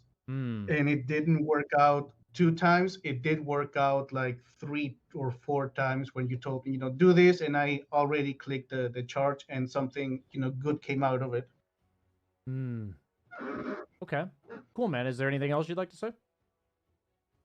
No, I think it was also really, refreshing, and I did learn a lot. Like Awesome. it, yeah. Sweet, man. Okay, so I'm gonna glad to hear. I was taking some notes for the game. You can go ahead and stop sharing your screen. I'm going to share mine with you again.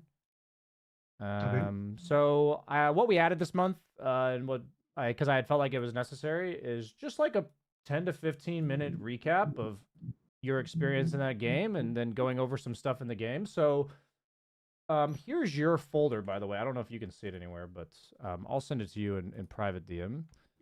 This is your Mhm. document where I'm taking notes for you. Um, Okay. so At the very bottom of this document, we have a part that we added, which is called the implementation plan. So there was one portion in the game where you're right-clicking creeps and you're holding on to charge.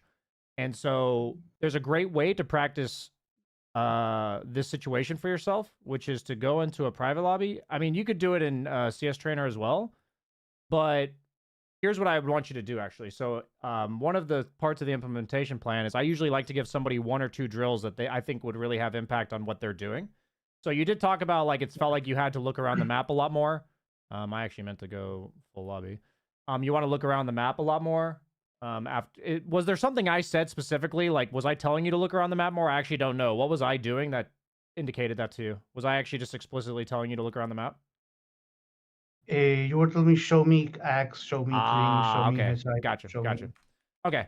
So what you can do for this is it's not going to be perfect, but like make yourself like level 7, level 8, like this. Okay, whatever, it doesn't matter.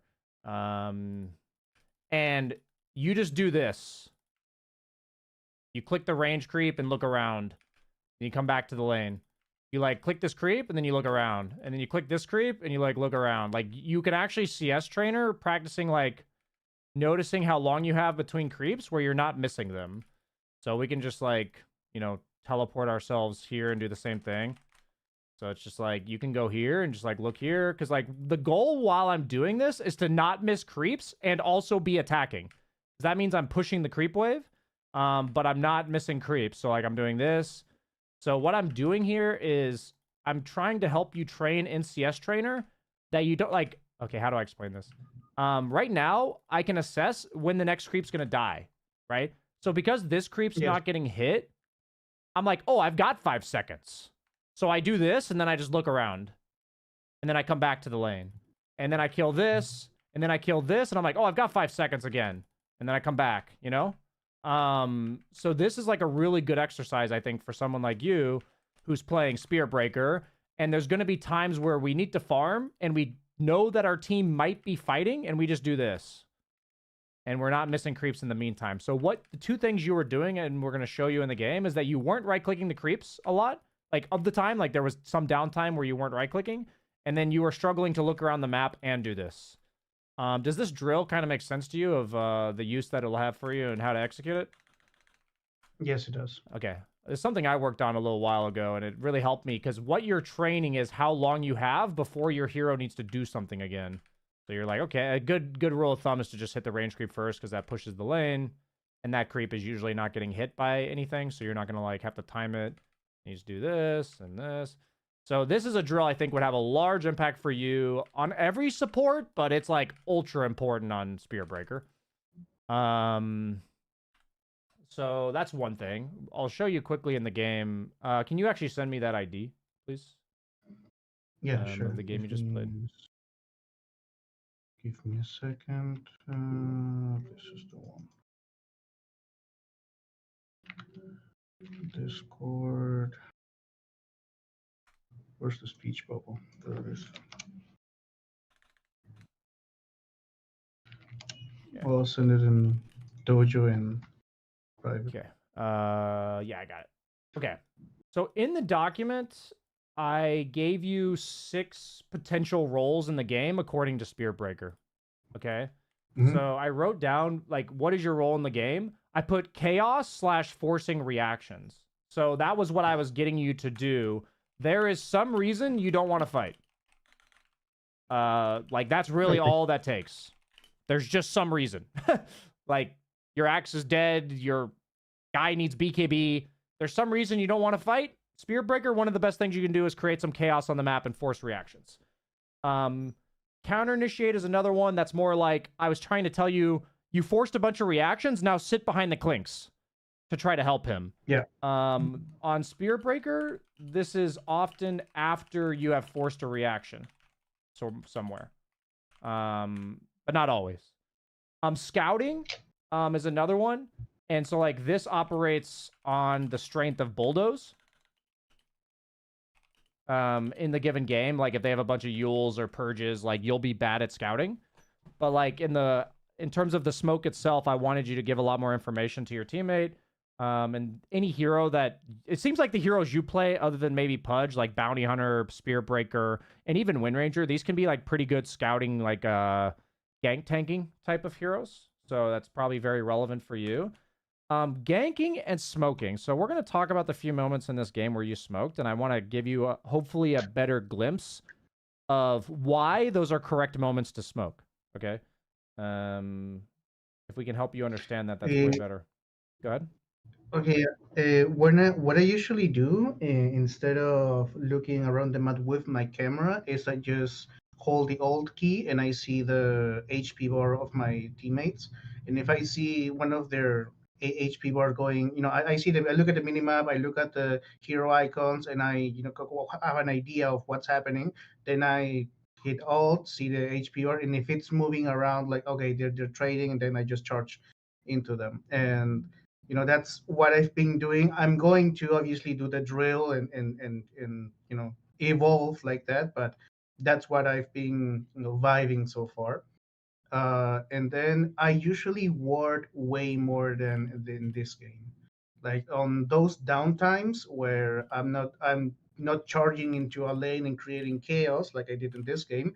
I'm usually maybe like really really smoking, but if not, just knowing where, reading the map where my enemies are and try to ward on the other side of the map and then create opportunities for me to gank there. Like I try to really ward really deeply, or where I think they're going to be farming, and then I create opportunities for me to charge there. So, and on those downtimes, it's not like, I mean, obviously creating chaos and pushing the waves and forcing reaction it is important, but just so you know what I've been doing so far, it's ward really deeply and play with more vision. I see. That makes a lot of sense. And there's going to be games where that's more your role. I think the lower MMR you are, and I say that meaning starting at 15K, you're not exactly low MMR, but even in my games, I have to push more lanes than I think I should have to because people aren't doing it properly, even though I'm 11K, So it's like, I say the lower you go from 15K, the more often you'll find yourself having to charge lanes rather than warding deep. That's my opinion on Dota in general.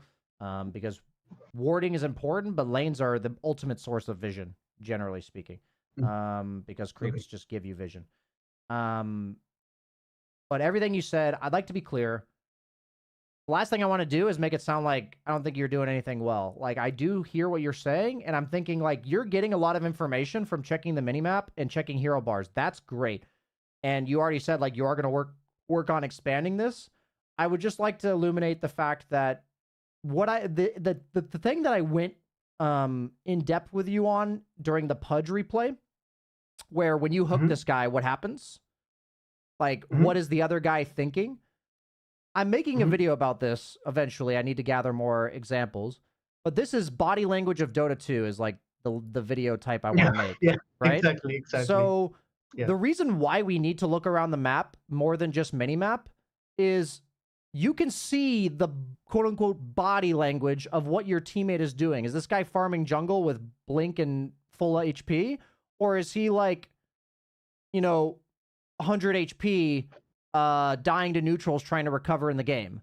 You know what I mean? So, like, we can kind of write that guy off if we see that he's really low HP. But if we see that a guy's full HP with a blink dagger jungling, that's like so much missed potential, So, it's a lot about the body language of what you want them to be doing and what they are doing. And also just getting a sense of what they are doing. Like, what are they thinking? What's going through this guy's mind? You can actually gather a ton of information about your teammates by taking a quick look at them. And it is difficult. I literally admitted to not doing this enough.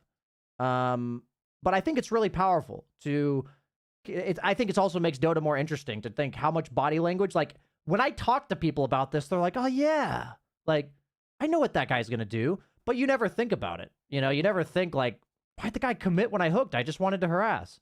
But in reality, it's like, it's not your fault he committed, but it is predictable. You know what I mean? Like, it is predictable that he would do that.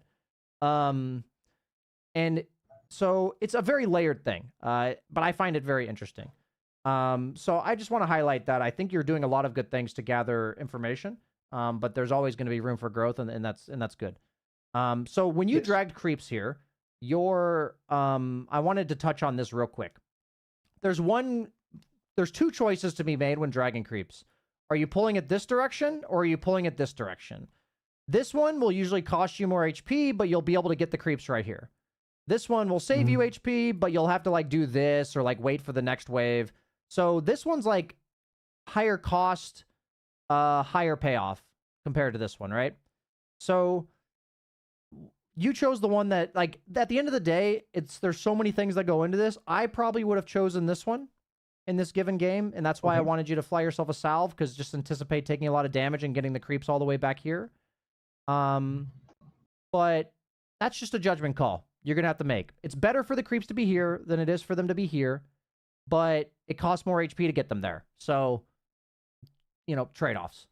But then the next part here is you are going to slightly miss this creep wave, which is just unfortunate. So you end up in this weird scenario. So what this weird scenario is there's a bunch of creeps in a bunch of different places. So there's only one question you need to ask yourself here. Do we want these creeps connected?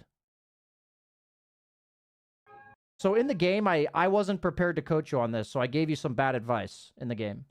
But the question we have to ask ourselves when we see this type of scenario is, do we want them connected? And I'm asking you now, do you think that these creeps want to be... does it benefit you and Axe to connect these creeps?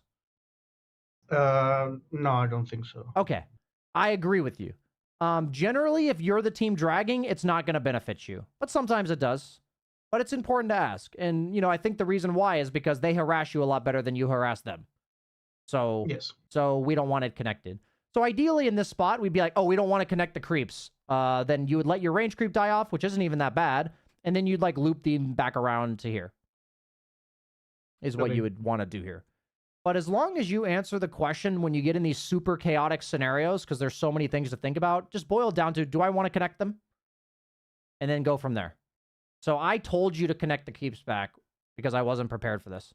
And that was bad advice during the game. So yeah, afterwards I was like, shit, this is awkward. I can't fix this. So I felt bad in the game, but I wasn't going to explain how bad I felt. So this play was good. I'm going to fast forward because this early game kind of got rough from here for Axe. When you dragged creeps, he did die. I think your one thing, early game, when you drag, communicate that you are, and tell them to be careful.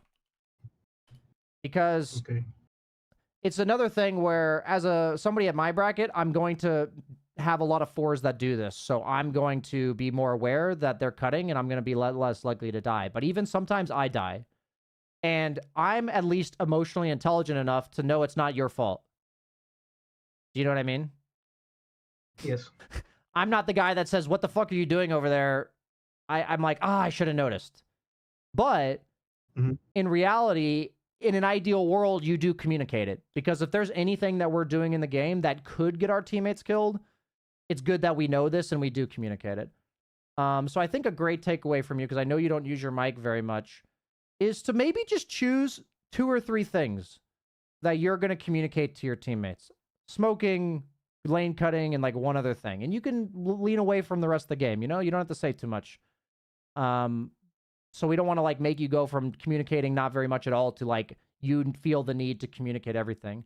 Let's just have you work on like 1 or 2 facets of your game that you're going to communicate. So like consider communication in 1 or 2 aspects of the game. And those are up to you, For me, it helps at first to just have a line. Have a fucking scripted line that I'm going to say. So it's like, hey man, I'm pulling, be careful. Like, eventually, when you're more comfortable doing it and it's more autopilot, you can be more human about it. You can be like, hey man, I'm pulling. Like, back up. Like, you don't have to be so robotic. But I found it's very helpful to be robotic when we're uncomfortable doing something. Does that make sense? Yes. When I usually queue the 2 support roles, so I do play 5 and 4. I prefer to play 4, obviously. Yeah. But what I do to communicate without using my mic is obviously pinging. When I ping a neutral wave, I ping myself so they see. So because in this game it was nice because when I called for a sunstrike, I got the sunstrike. When I called for smokes, I got the smokes. This is like, it's been, the more I've climbed, the more people are willing to communicate and collaborate to, or join me at least. I think that's something I just have to lose the fear out of, because when I was stuck in the other bracket, when you open your mic, you just get insulted, right? Hmm. So maybe I'll just try to exaggerate the communication, not obviously everything thing I do, and see what sticks. But because it felt really good to call something and actually being heard, at least for the invoker, and when I smoke with the axe and stuff like that. So that's a very deep topic, and I think that's overall just good awareness from you. I think it's a very tough topic to navigate, and part of what we're doing here at the dojo is we're trying to help people learn to communicate through that toxicity, because it is essential that we don't allow people's responses to dictate how we communicate. Like, in an ideal world, we would take pure ownership of what we say and do, and how people respond to it wouldn't matter. That's like an ideal world, much easier said than done. It is emotionally taxing to communicate to people and have them not respond or have them bitch back at you. But can you agree at least that in an ideal world, that's how we would do it? Right? Yeah. So, and I Yes, always, go ahead. no, I try because I play in Peru, and I've been in the Peruvian scene for so long. I'm used to being yelled at, insulted, and death threats and stuff like that. I'm used to it, so I'm really numb to it. Mm. But like you said, when it's like the fifth game in a row that you get like that, it's a little bit taxing. But I do have a little bit more of resistance. The thing is that also when I was in a lower bracket, when you communicate something and they start insulting you and you don't say nothing, then they tend to pick pick on you more. Like when you do a mistake, they laugh. Where they ping you, they tip you, and you don't really want to go into that mentality of every single time I communicate, I'm going to get pick bullied, right? So I've got a in this question. bracket, I've got a question. I don't need to interrupt you. If they say something to you and you don't respond, did you effectively say nothing to them? if Was there a message I, communicated? If you say something and then they tease you and then you say nothing, is there a message communicated to them there? I mean, I think so. What I said first. No, no, no. So you communicated, let's go here. The guy bitches at Mhm. you for being a noob, and then you say nothing. What does he hear back? We are not doing it. This guy's a pussy. Oh yeah. Don't you think that? I'm not saying you are, but Yeah. isn't that what that guy's Yeah, yeah, thinking? yeah. Like, Yes, I guess. what a pushover. Like, I'm not telling you you're a pussy and that you're a pushover. I'm telling you what that guy's thinking when you don't respond to him teasing you. Hmm. Like, I can do it again. This guy's a pushover. I can fuck with him for the rest of the game. He gets complete control What, of the scenario. I've struggled with this immensely. But it was actually Dr. K that what, brought attention to the fact that by saying nothing, you say a lot. So, what I usually do is yeah. I just type, okay, bro, or okay, but like saying, I understand you're an asshole. I'm not going to try anymore. I don't Mm, really stay muted. I just say something like, okay, bro, or okay, that's how it's going to be. I see. And I, I stop communicating with that guy because I know he's on the toxic mentality, and I try to play with That's other fair. people. That That's, on the rare occasions I communicate via voice. I yeah. usually just or type or ping or whatever. Yeah, so it's a really interesting subject, and I don't have too much time left before because I do have another coaching Yeah, session yeah, coming up. But I'll just say this: I yeah. think you have a good mentality, and you have a struggle that a lot of us have, myself included. And I think it's a very deep topic, and it's part of what I'm really looking forward to working on in the dojo is people who have good intentions, trying their best, and we don't know how to navigate these situations where our teammates bitch back at us. How do we communicate in games? How do we stick to what we're doing while having all of this negative feedback? It's a tough thing to tackle, but I believe it's very possible, and that's part of what we're doing here. And I'm trying to hopefully empower people over time. I'm not trying to say that it's our fault or that you're doing something wrong, but there is something that we can do about this. There is ways that we can handle the bullies better that can improve our experience and empower those around us. So I'm just trying to draw attention to our role in this and how we can make a difference over time. But I also know that it's very difficult and it's like, it's taxing.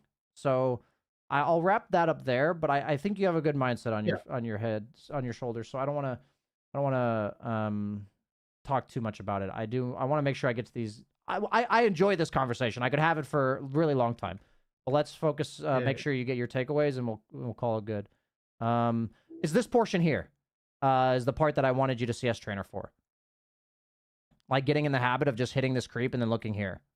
And the reason why is because you're not really in danger because they don't have like heroes that are going to gank you here. And then you might be looking to gank somebody. So like charge is coming up soon. So like that's why you're looking around while farming. So I would want you to like kill the range creep first and then while looking around. Does that make sense? Yeah. So as a rule of thumb, I should just start hitting the range and then do the training or what I've been training for. Yeah, and the training you can practice hitting the range first. Like even just doing that literally 10 times in a row, and it'll help you a lot. So yeah, in the training, do the range first, and you'll just push that wave faster while doing exactly what you just did here, which is responding to what happened bottom. That was the moment that I saw that. So right now you killed SF and Drow's respawning. So I want you to look at the map here, and I know nothing's happening in the next 10 seconds because people are dead and your team's respawning and their team's respawning. That's why I told you to charge this wave. When people are dead, we ramp up our sense of urgency for killing things. Like, we no longer have to prioritize our own safety and our ability to fight. We now have to prioritize killing the creep wave as fast as possible. So that's why, like, up here at 27 minutes, I told you don't show on the creep wave when they're all there. When they're all alive. But when none of them were alive, I'm like, kill the fucking creep wave. Go, go, go. You know what I mean? Yeah. So that's what I wanted you to see here. And that's why I told you to charge it. So what's beautiful about this smoke is that you had 2 cores. This is an example of a smoke. You have 2 cores, neither of which is useless, but neither of which is fight ready. But you can just move them together.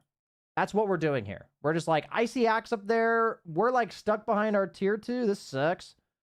Like, we're just going to move out on the map to the guy. Like, we're just connecting our team. And this is just purely setting us up for something potentially good to happen. So that's what this smoke is. And then you guys get a really nice kill off that. The game goes from 5K to, I think, 3K, for a little above 3K. Yes, that smoke really blew up the game a lot, actually. Then you get out here. Told you to TP. You're giving some vision for your team. Invoker's farming, so we're all good with this. We're all good with this, because Invoker's farming, Clinks is farming, Axe is farming, so then your TP charge on this guy. Fantastic. And then we smoke back to mid. I mean, you're actually owning the... You literally won the fucking game from here. Like, you're just owning here. I just want to be clear, like, how much impact you're having as a 4 right now. Like, literally just setting up every kill in the game. Yeah, it sucks that you kept getting lifted by Rubik, but that's fine. You're like, okay, I'm going to clear this. So this was the portion where we said stick to farming, and you were kind of, like, wrestling with your old self. And so what I would want from you, just consideration...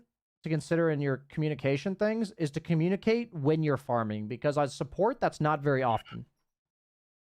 Yeah. So it's one of those things where oftentimes your cores think you're going to be playing for the team, and there's going to be small portions in the game where you need to play for yourself. And letting your team know they don't have you and to be careful, enemy team's missing, that can be really powerful. You know, like if you just said that right here, it's like maybe they still die anyway, but like you just charge this wave and say, hey guys, be careful, enemy's missing. I'm farming Shadowblade. And then not only is that going to be potentially game-changing communication that saves one of your teammates, but that locks you in to what you're doing. Do you see what I mean? Like, you are now fucking grounded on, I'm going to do this. Yes. So in this case, what you did was great, where you backed up because you saw that they were missing. Like you literally said that during the game. So if you backed up, saw that they were missing, and then they show, if you were purely in farm mode, you'd go right back to farming. Like instantly, right? So you had good game sense. We want to capitalize on that. But now we need to stay grounded in what we were doing. That's the only, we already talked about that, but I just want to kind of go over that a bit more here. Yeah. You know, I would have committed to killing that creep wave and pressuring the tower, but then, you know, it's tempting to see 4 low HP heroes. My argument is that could you have potentially turned that fight if you had charge? Absolutely. Like, meaning like if you had not charged the creep waves. But there's just times you got to make a decision. You know what I mean? And it's like, I think the odds are it's better for you to farm there, force creeps into their tower, so that the enemy who's smoked reveals themselves. Like, in general, that's better. Right? But get it. If they're all missing like that and you had your item completed, joining your team would be the ideal place. So you had like a good gut feeling of what you were supposed to do there, because 80% of the time, that's what a support's supposed to do. You know what I mean? That's like what you're supposed to do most of the time. So you were ready in a good way. And what I usually see with Vibe players is that 80% of the time they nail it, but they don't acknowledge the exceptions. And the exceptions are really hard to get because you have to be keenly aware of exactly why you're doing what you're doing in order to recognize exceptions. Do you see what I mean? Yes. So your vibes will guide you a lot. Today's session, my goal was to illuminate the whys of what you're doing. So a lot of that plays with like what's your role in the game. And you know, just to wrap it up here, I'll say this, that you know, it sounded like you had a good experience, which I love to hear. I enjoyed working with you. I feel like seeing this, that when I look at your game that you're going to submit later in the month, what I'm aiming to see, generally speaking, is clear commitment to the decisions that you're making in the game, on top of, I would say, I feel like we learned a lot today. This isn't usually how the sessions go, so it's not as easy for me to pinpoint what I want to see from you.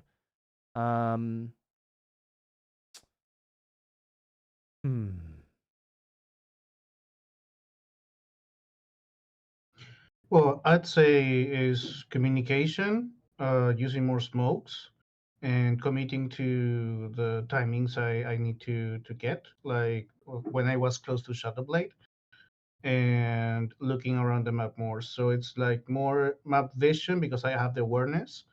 It's you know, connecting with my cores with smokes, like using smokes basically.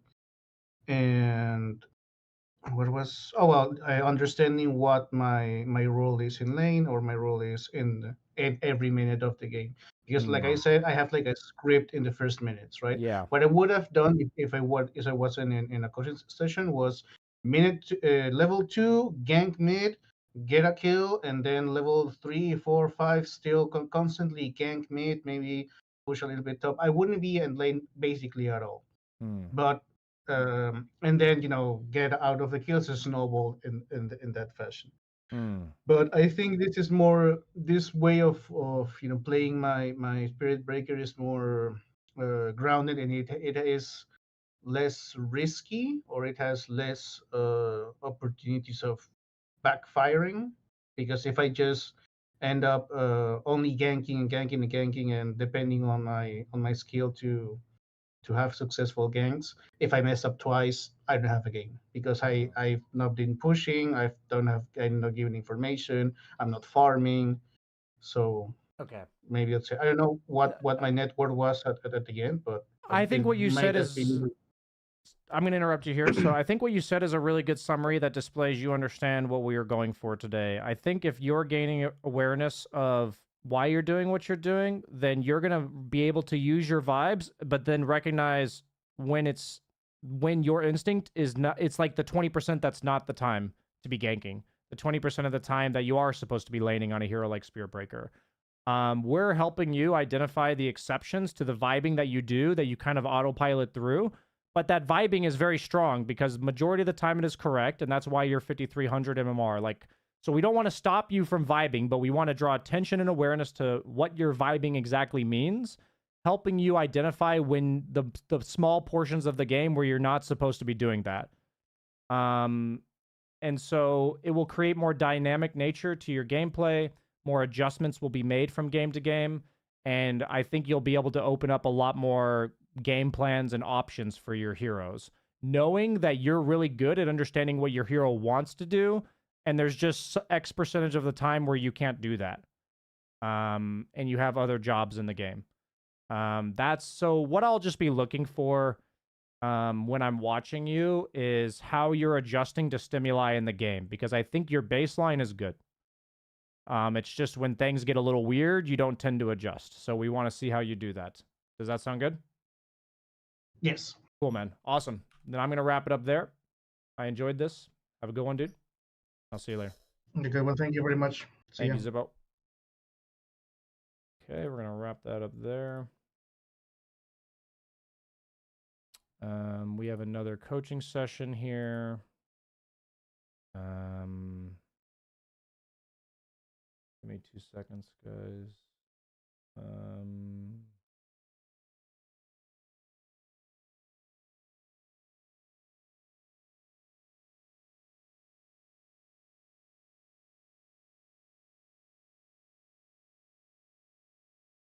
I think communication is a huge part of Dota 2. And I think it's a travesty that a lot of us think the best way to climb, myself included, I advocated for this, is to mute people and mute ourselves. There's nothing, like, people shouldn't feel bad about muting themselves, but I nowadays only advocate for muting as a short-term solution to help you work through the problem. But I do believe it's essential for everyone to learn how to communicate.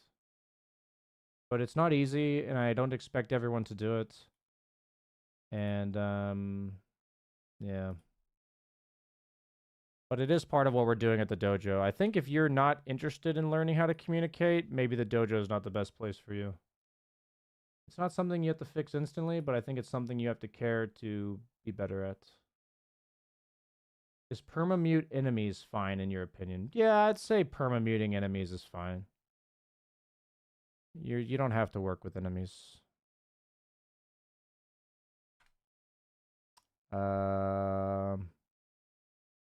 Maybe he added me? He did. Not even in my Discord server.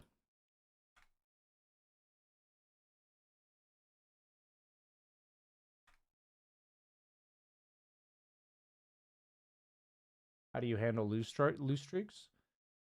It's kind of hard not to be frustrated after a loss streak. What's really interesting is at no point does anybody not expect you to be frustrated, but it is what you do with your frustration that decides what happens, right? So it's a matter of, handling your own frustration better.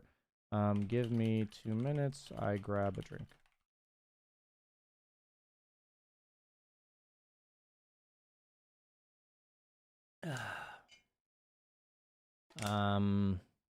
Thank you for the sub, Krasmak, and also Arash from Mars.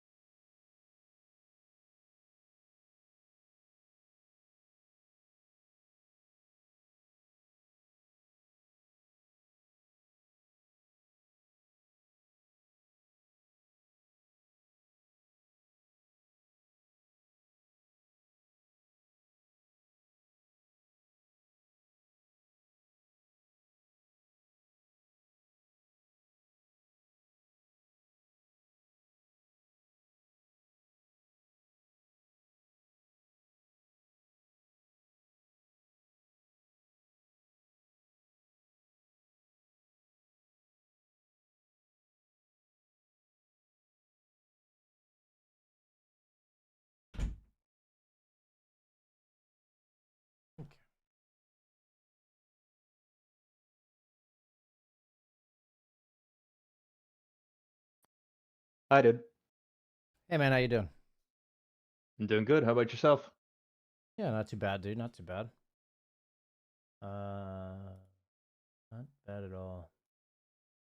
All right. Okay, so I saw that you sent me some messages on Metafy because it's either your girlfriend or your wife that bought you Girlfriend, this yeah, yeah. bought you this session.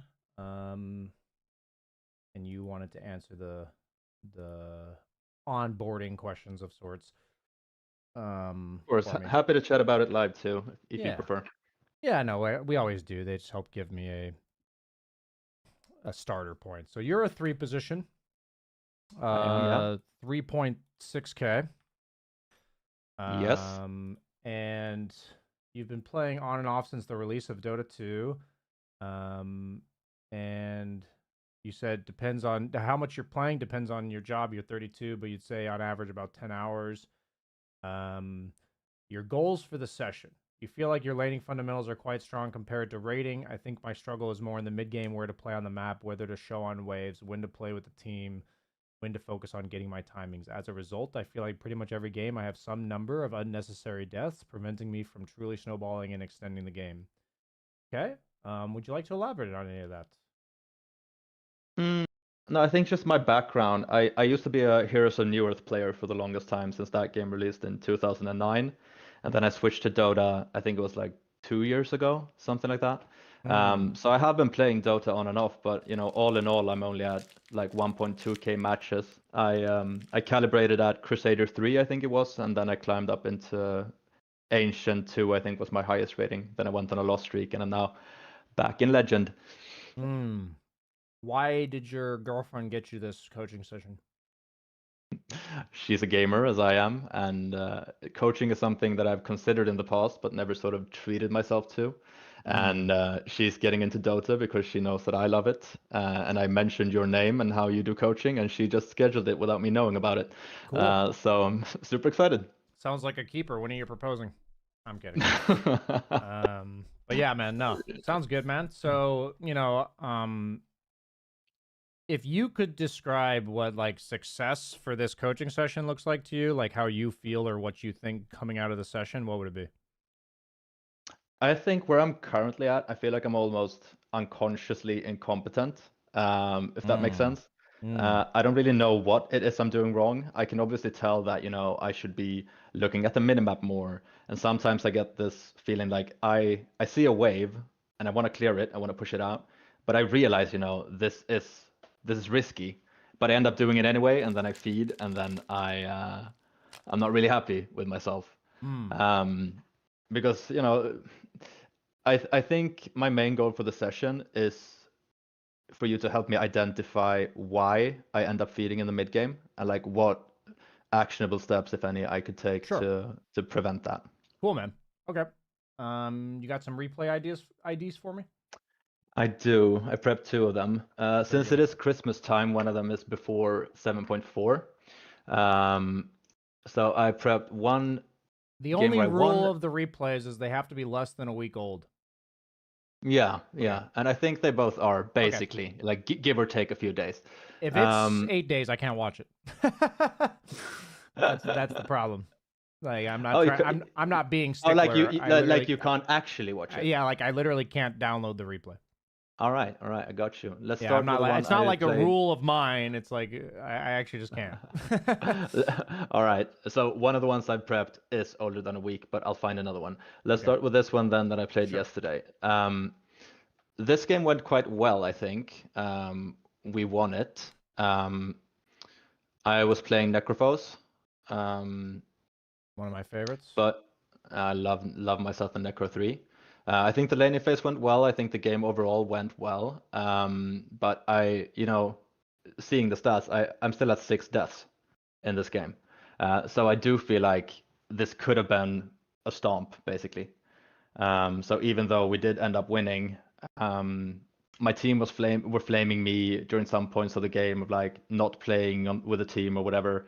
I was trying to focus on more on my own timings and more on sort of making sure I was where I felt like I needed to be.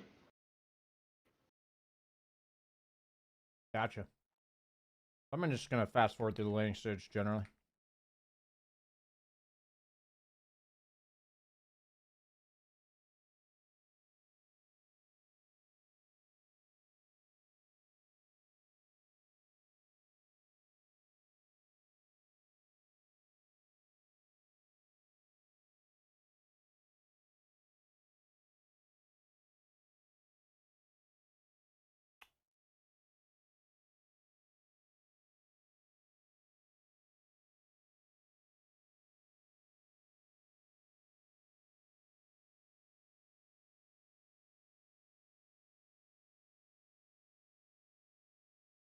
Yeah, I'm just getting an idea. It looks like you're a relatively aggressive player in general. I would say so. I tried to. I think I used to be too passive in the past. So I've been looking for ways to sort of push my advantage when I have it a little bit. And it's been working out decently, although I'm still learning my limits in that regard. But I don't usually end up feeding in the lating stage too much. Yeah, I mean, I generally trust people if they say their laning phase is better than their MMR and they know something else is the problem. Like, there's always something I probably could correct here, but I was just kind of getting a sense of how you play lanes more so than looking to correct you. Yeah, it's a nice pull. I like that you're doing that. Yeah, you're gonna have like a super early radiance here. Okay. Invading farm pretty well. I can understand what you were doing there. For me, it's just a really fine line between what area of the map do we control? So Yeah. for me, I felt like I should probably be able to tell that he had vision there from Disruptor actually just being there in retrospect. all I'm trying to say is that it seems like you are looking to push your limits. I think that's naturally going to give you MMR over time. For me, this is a limit pushing death. Like, you have two choices here. You finish these camps, and you can either look to kill these right when they spawn and farm backwards, or you can, like, try to go for the extra camp here.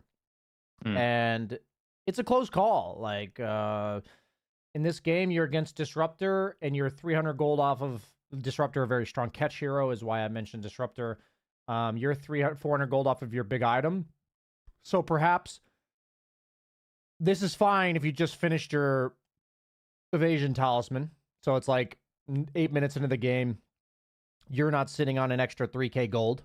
You know what I mean? But it's not okay now because you're effectively not using half of your net worth, and at this stage of the game, Disruptor will be 6 as opposed to when you finished your evasion talisman, he probably wasn't 6. So it's like, what I'm trying to say is that power spikes can also a lot fluctuate with how far we are into a big item. Because before we got the item, we're stronger than when we're about to complete the item because there's been like a X amount of time that's passed where we haven't gotten a new item. You know what I mean? Makes sense. Yeah. So I'm trying to draw attention to that where I don't want to overharp on this death, but just making sure I understand, is that approximately what you're thinking is like, I could stay here or I should go like for one more? Is that approximately what you're thinking, or what's going through your mind here? What about what I said was correct or different than what you say? What did you do? I think in general your assessment is correct. I don't think I considered here going back to triangle and like going the more ultra defensive route, which in retrospect I can see why that would be a good idea given that I'm so close to my timing. I think I wanted to be close to the bot wave, and I think maybe that would be too risky to push out the bot wave that like as the tower is pushing it out, their tier 2 tower, to pick it back up. I think that was my thinking anyway, that it made more sense for me to grab this camp and maybe connect it to the one to the left as well, had I not seen Disruptor, and farm them both at the same time, and then gone back to the bot wave and push that in again. Yeah, so it sounds like I was correct in the general assessment that you are calculating how far up on the map you think you should play. Like, I try to. I think that's an issue of mine, actually. Like not making those calculations quite correctly all the time. I think I do tend to push up a little bit too far, and that could be an explanation of some of my unnecessary deaths that I do have. 1 second here.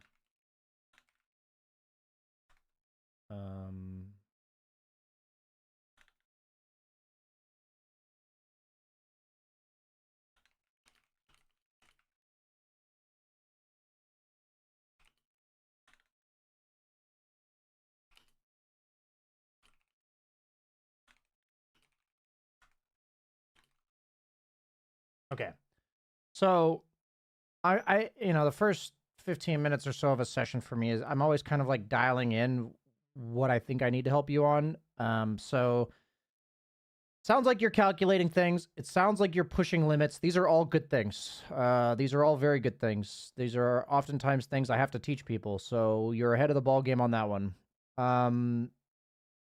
In the short term, it can hurt you to do this, meaning like to push a limit can hurt you. And in the long term, it almost always pays off, right? Because you learn your limits better. So for now, it's not going to be the entire session, but I think a decent portion of the session is going to be talking about reasons why your limits would be less. So that you can draw attention to, okay, this is a specific moment where I should dial back my barometer of how far up I should go. Right? Yeah. So what I'm trying to say is I think you probably, it's a very limited sample size, but I'm assuming you have a pretty good gauge of how far up on the map you should be. Like it doesn't need a massive overhaul, okay? But it needs tweaking, and a small tweak I think over time can have massive implications. So and the tweak probably has to be backwards in terms of being less aggressive. So I just took note of being close to an item timing will naturally bump you back a camp or two. I'd like you to just think about it in terms of a camp or two back. Like a lot of times it's just like how far up in terms of camps can you farm. So something that will bump you back a camp or two is like being close to an item timing. Another one that's pretty obvious for most people is like general amount of heroes missing on the map. That one doesn't apply as much here, but it's just something else that immediately came to mind. So, Go ahead. I was just going to ask you, thinking about this particular situation in retrospect, what would you think about going down and to the right to the ancient camp down by the gate instead? You have a ward here, so that would be pretty solid. You do have ward vision control here. I'm not sure how well Necro clears Ancients at the stage of the game with these items. Not before Radiance, right? Yeah, so I would lean towards... I would have probably waited here for these two camps to spawn, just given that. You could consider stacking the Ancients with the remainder of the minute. You could definitely consider that. You could walk down and stack these right now, and then maybe you could actually stack these and farm the small camp stack as well. You can stack both camps. That's actually what I would have done, now that I think about it. So that's, yeah, you can't clear the Ancients, but since you're so close to Radiance, you can actually stack there. The ultra passive, but it's not even ultra passive. The most passive would be to just sit here for 20 seconds looking around the map. That would be is if you don't feel safe to go for this camp and these two camps are not there. Or you didn't have this ward. You know, like for some reason you don't feel safe to go for those camps. But you guys are like also owning in this game, so it kind of makes sense why you're pushing your limits. You know what I mean? Like it does make sense. So okay, so you end up dying there. You're gonna get your radiance off of these two camps. Perfect. You're gonna... Okay, let's see what you do from here. So you're gonna go bots. Okay.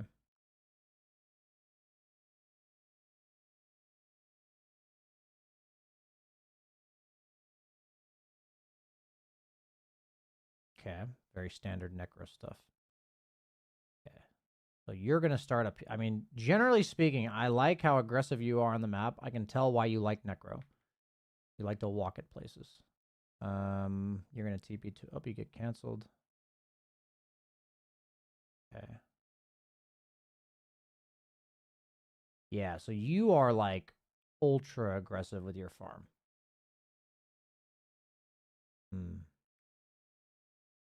You're talking about farming the two camps south of the midwave there? Yeah, when I say ultra aggressive in terms of your farm, you have literally no survivability items, and I ask myself, how many camps are behind you on the map?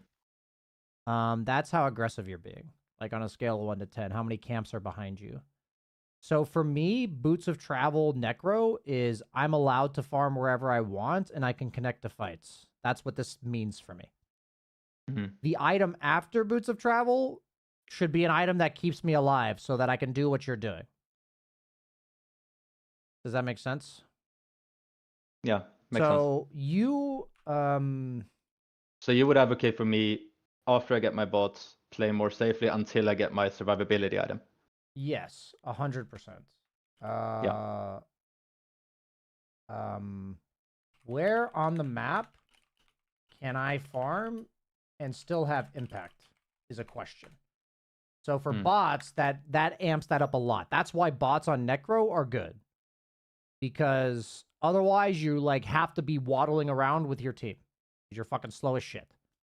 Right? So it opens up the amount of space on the map that you can farm. You basically become like a shitty Nature's Prophet in regards to being global. And what makes Prophet OP is that he can be farming these like bullshit camps up here and still be useful in the game. Yeah. You know, that's the big difference between like a bots hero and nature and any other hero in the game, basically. So I guess what I'm trying to say is that you don't need to be taking these guys as camps to be playing your hero here. When we're being very specific on Necro here, but it's like if you have Radiance bots, you will get items so fucking fast. Like, you're just going to get them so fast. And the worst thing you can do is TP into lanes by yourself and die, or TP away from an area where your team could use your help. So make it so you don't show up to fights, or make it so that you feed while you're by yourself. So ideally, you're actually away from your team, not dying. But you walked away from your team, unless you just got kills. Like in the case where you just got kills and you're ready to TP top, that's like good with me. But, so it's like... But other than that, I walk away from my team, so I have my TP to reconnect if there's a fight. And play alone, but not getting caught until survivability item. So I'll ask you, what item allows you to walk around aggressively in this game? I think in this game in particular, if my memory serves me right, I ended up going SNY after Radiance because I'm facing Axe and Earthshaker. So I thought that, you know, obviously they do have some degree of magic damage, a great degree of magic damage between Lina and Earthshaker. But I just considered the fact that I might get jumped either by Axe or by Earthshaker and not have time to react and press BKB. So I preferred SNY for that reason in this game. So when you buy luxury items, I consider stuff like items that are meant to keep you alive, but they don't keep you alive to everything. It's a problem. If the only way you die is Axe plus Earthshaker, SNY is fantastic. You will die 10 times over to a Disruptor. None of his spells care about that. So that can be nature of learning the hero matchups. But the only, like, so what you're basically learning is there's no item you can buy to get initiated onto. Because if you have SNY, you'll get called into Static Storm and die. If you have BKB, you could be bursted before reacting with it. So what we run into is that you have items that will make you much harder to gank, but you don't have items that allow you to walk around and willingly get initiated onto. Wait, actually, I just remembered. I think my next game is Yule's. My next item is Yule's for Disruptor specifically, and then I think I go SNY. I'm 90% sure you can get glimpse through Yule's. I didn't know that. I'm sure you can. I mean, this is the stuff we check because I'm 95% sure, but because they did change a lot about invulnerability, right? Yeah, I mean, he can't target you when you're in the Yules.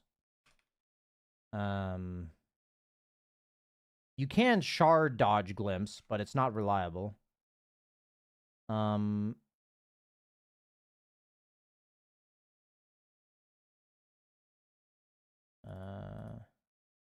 Dude, why is it so fucking laggy? Oh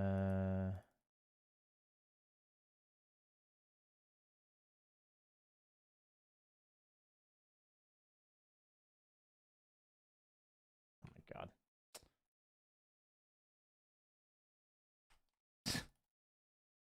Sorry. Let's fix this.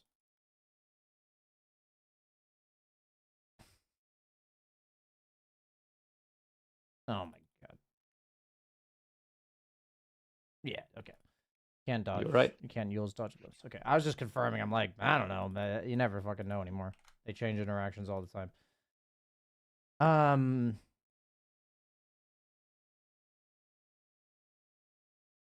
Okay. So what I'm trying to say about your item build here. Let me fast forward to where we were.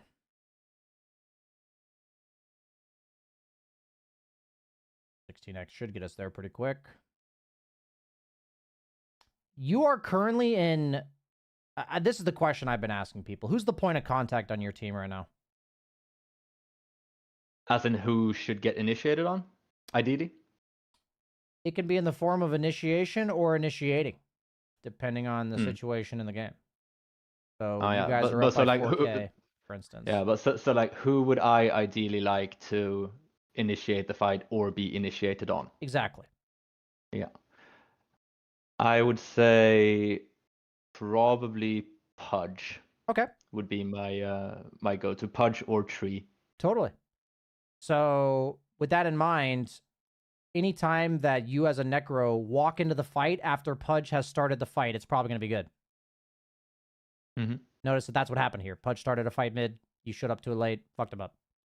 So with that in mind, if I ask you who the point of contact is, this is different because you have killed people, so you're being greedy here. Like, this is good. Like, this is just strictly good. You're starting your farming pattern as far up as possible. But in this case, I would have already left. Like, I'd be leaving by now. I'd either be TPing top or walking, like, back this way. Like, now that they're alive, I'm no longer in front. Do you see what I mean? I see what you mean, because I don't want to get gone on. Yes. So it's like, the way I've tried to show people, and that I have to make a video of this, and I have some notes. I don't know if this replay is like the best example. Actually, I mean, it's a good example. I'm going to save it. It's another example. I don't have to use all the examples. It's one of those videos that I have to have a bunch of examples to make use of. But it's the most powerful question I've come up in the recent past. Who is the point of contact? Because even though you needed to clarify what I meant, you were absolutely correct when you asked me what I meant. But I watched a coaching session of yours from like a week ago where there was a post 3 DK who you asked the same question. Yeah, so I remember that. Yeah, absolutely. And it's a tough concept to apply, though. So for you, now I'm realizing, if we can keep your tendency to aggressively farm and then draw it back with who's the point of contact and why, like what form of contact is it? Like, are they initiating? Are they getting initiated on? So this fluctuates a lot, right? It's like once Axe and Earthshaker get their blink daggers, that can immediately flip, you know? And so I would argue that it's never your job in this game to be point of contact. What's ironic about that is most games on Earthshaker, most games on Necro, it is. Yeah, that would be my instinct too, because you are quite tanky and you have Ethereal Shroud and everything. Yes, but in this particular game, you need too many items. You need SNY, you need BKB. Like, it's too much. Like, you just never really want to be the guy that gets gone on here. And you also have another guy to get gone on. Even Anti-Mage is really annoying for you if you don't have BKB, right? Because he, like, bursts you down and blows you up and stuff. I think he does end up killing me sometimes. But can I just go back to then my item build from where we're at currently?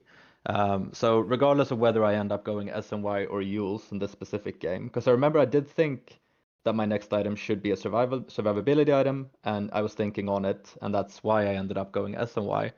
But then, you know, from talking to you now, you said Disruptor's probably the biggest threat. I agree with that, given your reasoning for it. But what item would keep me safe from that? Would that be BKB, or would it be something like Lincoln's? What would you have gone? I would go BKB here, yeah. So these are all great questions. I mean, your reasoning is good. So I'm going to come back to that. Like, I promise, I'm not just blowing off that question. What I'm just going to tell you is, for the rest of this game, I'm interpreting your actions based on your positioning and mindset with point of contact in mind. Okay? So, like, right now, we don't like this. Like, I was watching this and I was uncomfortable. And I've now explained through the whole process why this makes me uncomfortable right here. What I would want you to do is probably walk, like, since you got your TP canceled at the top, I don't want you to TP away from your team now. The time where you considered TPing was good, but now it's not good, right? We don't want to, like, leave our team when we have Reapers and everything. So I would, like, walk back here and just do this. Like, that's what I would be doing. You know, I'd just be walking back here, farming, ready to TP back to my team. Any questions about how I came to that conclusion? No, I think I get it, because this situation makes you uncomfortable because I would be the first point of contact here if we were to be gone on, because I'm in front of Pudge and Tree specifically. Yes. So I think that makes perfect sense. And obviously they do have a lot of catch and a lot of initiation between Disruptor, Axe, and Earthshaker. Yeah. So yeah, it makes sense to me. Okay, cool. So you came into the session asking about feeling like you have unnecessary deaths in the mid game. I personally think you have a really good mind for identifying or for analyzing the game. If you fix this point of contact shit, you will skyrocket. I know specifically in your case. Like, I'm not trying to, like, fucking suck your dick or anything, but the point is that I think this will fix like 95% of your deaths. Now, the nuance to it, like, it's not like you're going to suddenly be 10k MMR, but now you're asking questions like, what item do I go? Right? So there's a lot more nuance. The first step to this is making sure the point of contact is correct. But then identifying the items that help you do that is going to be the next step, which is harder. So that's why I wanted to kind of like, there are two sides of the same coin here, and I just wanted to talk about the one that I think needs to be learned first. But then I am going to discuss the items with you. So for me, Necro is a large percentage of the time the type of hero that is the point of contact. Why? He's naturally tanky, has built-in survivability, and on top of that, oftentimes the heroes that want to be initiated onto are ones that show on creep waves. Because you're just in vision of the opponent team. So Necro is all of those things. Tanky, has survivability, and kid likes to show on creep waves. But just quite frankly, in some games, your hero's survivability mechanisms just don't work very well. Like, that's just kind of Dota counter picks in a nutshell. It's like, you know, if I'm fucking Huskar and they have Viper, my survivability spells don't work very well. So it's just like one of those things where right now I would consider you to be in a pretty rough Necro game. Like, I would consider Disruptor, Anti-Mage, Earthshaker, like even Lina to boot. Like, that's a lot of fucking magic damage and a lot of burst. And that's like what Necro hates, is magic damage and burst. So, with that in mind, we've kind of calculated, like, we don't want to be the point of contact. And you're already aware of this. So I actually don't think there's any point in this game where you want to be the point of contact, where you're showing in vision getting gone on. I don't think you ever want that in this entire game. I don't think there's any stage of the game where that gets better for you. At no stage will you not get stunned and mana burned and bursted by Anti-Mage, if given the chance to do so. You know what I'm saying? Like, but if you position differently, it's possible, right? Yeah. So with that in mind, I'm quizzing you. There is an item that you will buy in 95% of games that fit this description. Do you know what it is? It's not Necro specific. That fit what description? Sorry. That you are a tanky guy that cannot afford to get initiated onto.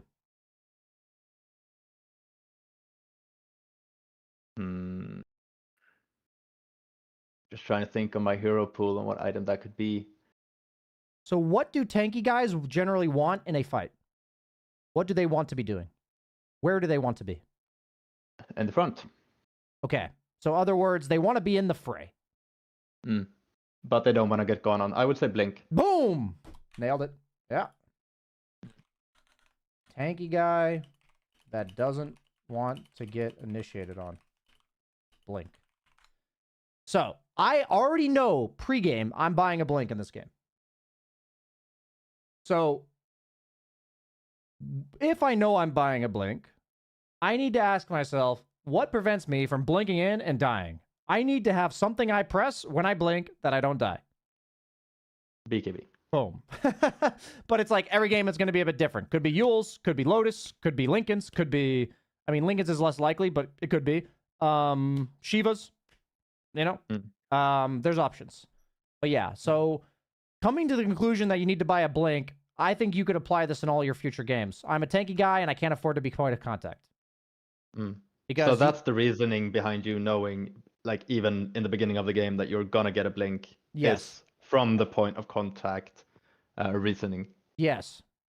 And it's a matter of, you're going to get this answer wrong sometimes because I've played 35,000 hours of Dota or something. So it's okay if you're wrong. But a lot of times if you're getting caught in fights and you feel like there's nothing you could have done, it's probably this. And it's just positioning, and it's who gets initiated onto.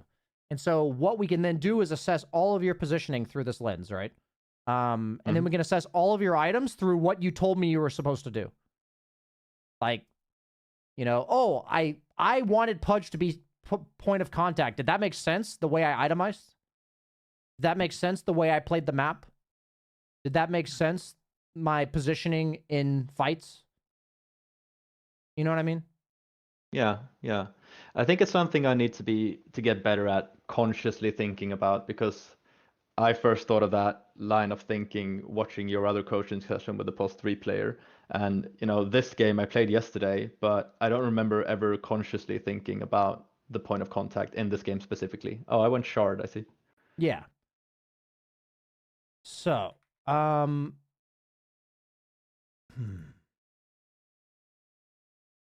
be honest with you.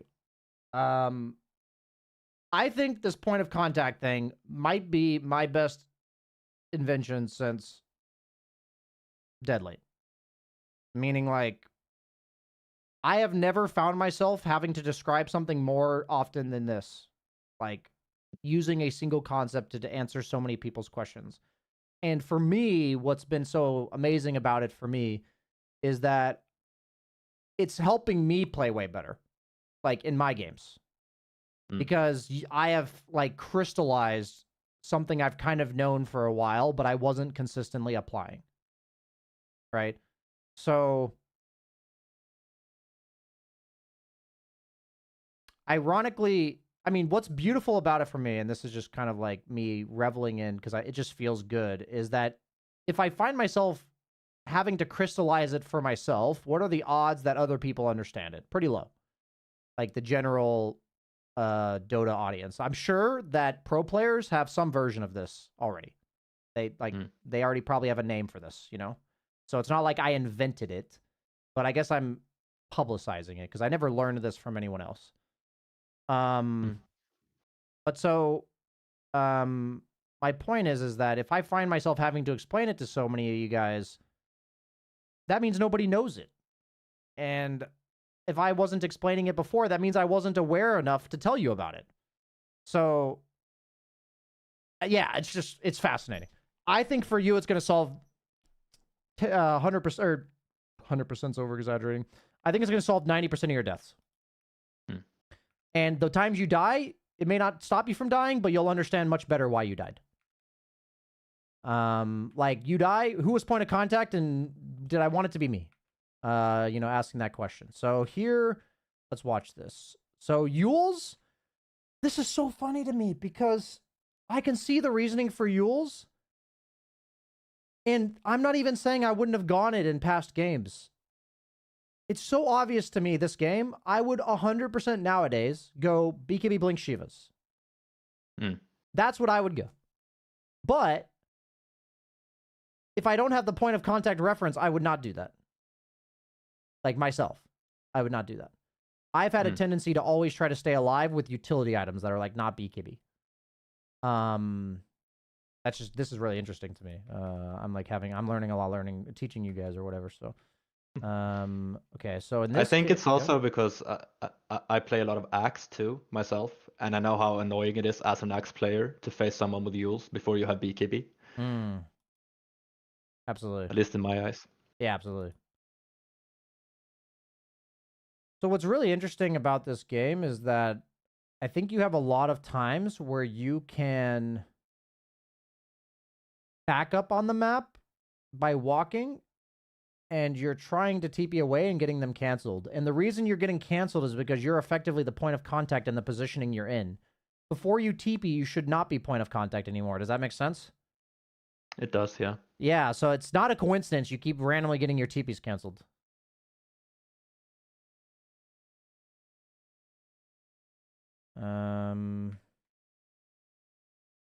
So in this case, I think it's like good instinct of you to TP bottom to fix that wave. So like after you get canceled and you see this, I'd be walking bottom right now to fix this.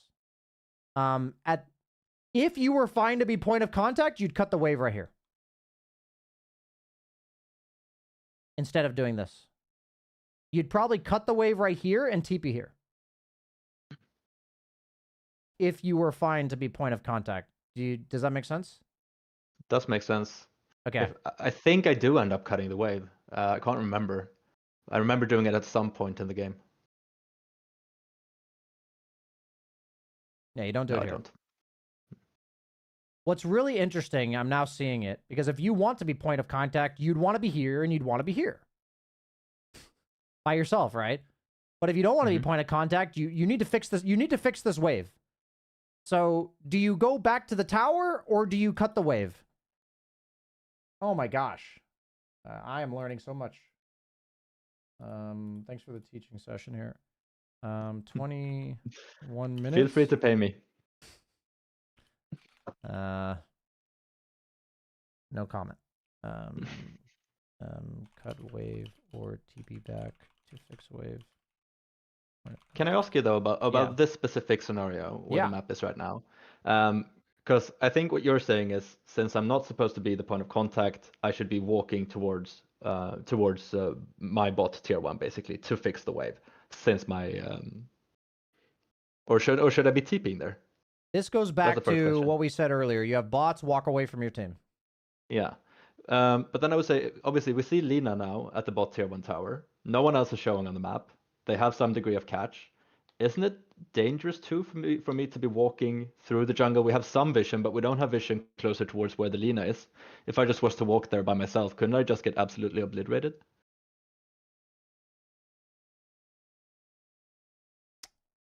I mean, it is a question to how do I connect to the lane I'm trying to go to? I would say this situation is caused by this getting your TP canceled here. So when that kind of stuff happens, which happens, you either have to no longer fix the wave or take a safer path to fix the wave. Either way, I need you to walk the fuck away from your team. Do you know what I mean? Sense. Either way. Yeah. I think your concern is completely reasonable. So I don't want to shut that down. In this particular case, the ideal use of your time would be to walk towards bottom. Now, I'm going to trust your gut if you don't think that's safe to do based on the information you do and don't have. So, at the very least, you would walk like this and like towards top lane because it's pushing out, you know? Like it'll be here in like a minute. So like at the very least, we're doing this. And I'm just thinking, if you have BKB, it's much harder to kill you when you're by yourself. They need like 4 heroes. And if you have BKB Blink, you're like so strong at connecting to fights, you know? So that's it. Like the Yules doesn't actually assist you in any of these jobs. So I like that you, like, I like your instinct to TP top, but this is a point of contact issue. Again, like if you're a point of contact, fantastic TP. Good instinct there. 90% of games, Necro's happy to do that.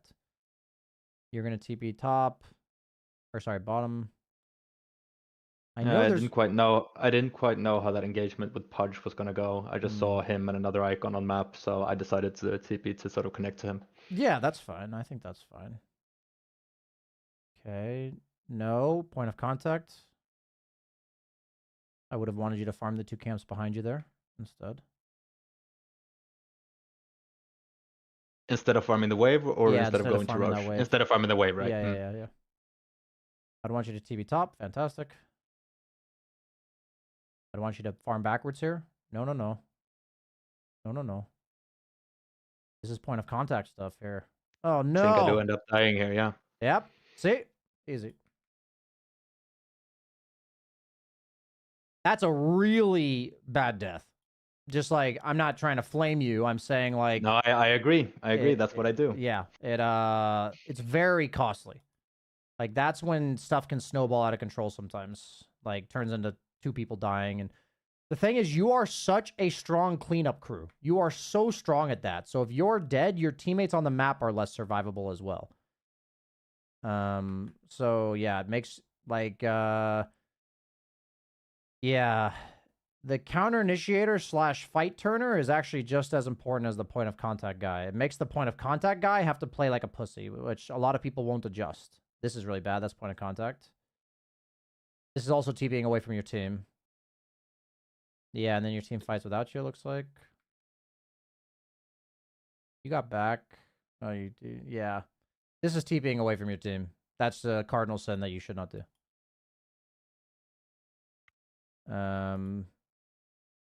Okay. I think I was trying to keep my tier 1 top alive, but maybe that doesn't matter that much at 27 minutes into the game. The longer the game goes, there's no like strict cutoff period. The more important it is to be able to be S5. So moves that remove you from being able to be S5 are incredibly specific as the game goes on. And it is our job as a Dota player to not be that guy that makes our team not 5. And if you are not that guy and you understand how important it is that that doesn't happen, when you have a Necrophos do this on your team, you would back the fuck up bottom. Both of these, like I learned this lesson a while back that car accidents usually require 2 people to be not paying attention. One person like fucks up big and the other person's not paying attention enough to dodge it. It's like, there have been, how many times in our lives have we had like near miss car crashes where like somebody drove in front of us and we had to slam on the brakes? And it's like, of course there are some times where it's just purely one guy's fault, but like a lot of car crashes are because somebody fucks up and the other one's not aware enough or ready enough to react to it. So I just say that like, this is the same thing. You're the guy causing the car crash and Luna's the guy not reacting. Do you see what I mean? I see what you mean. I think I did communicate to my team that I'm going top. I understand. And I'm gonna show on the wave. But I understand your reasoning too. Like I should make sure that I'm able to be with my team if nothing else. So if anything, I should be walking top and having my bots ready to connect. I just want you to dial that priority up.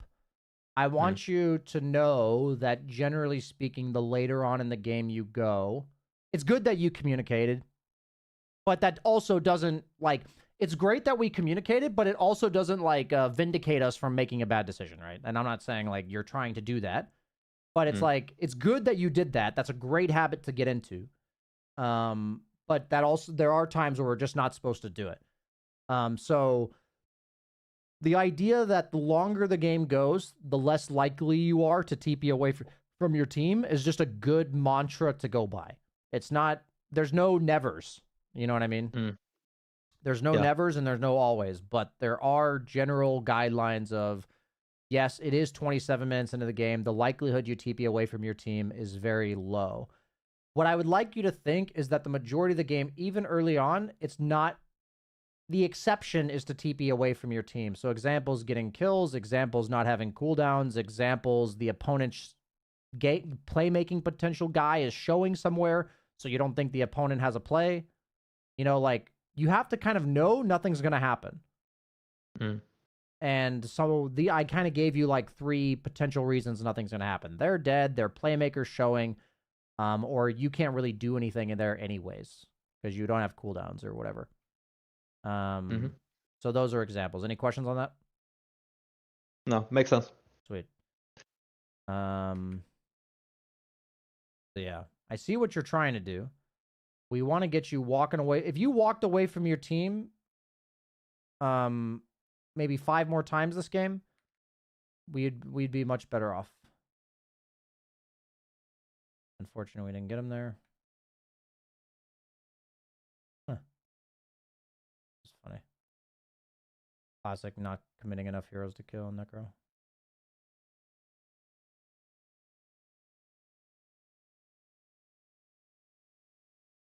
Like, I can see the reasoning behind your items. If you played off map with Blink Shivas and just every time Pudge got gone on, you were there, I think I think you can see how I'm envisioning this game.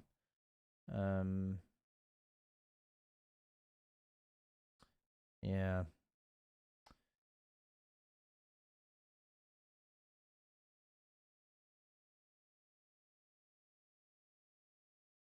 Yeah, it's so interesting to me. I feel like I'm learning in real time about point of contact shit because I'm like, now what does Pudge do? He's like the initiator that now needs to sit in the back because Necro's in front. Kind of weird. Kind of makes his job confusing too. Mm. This is you.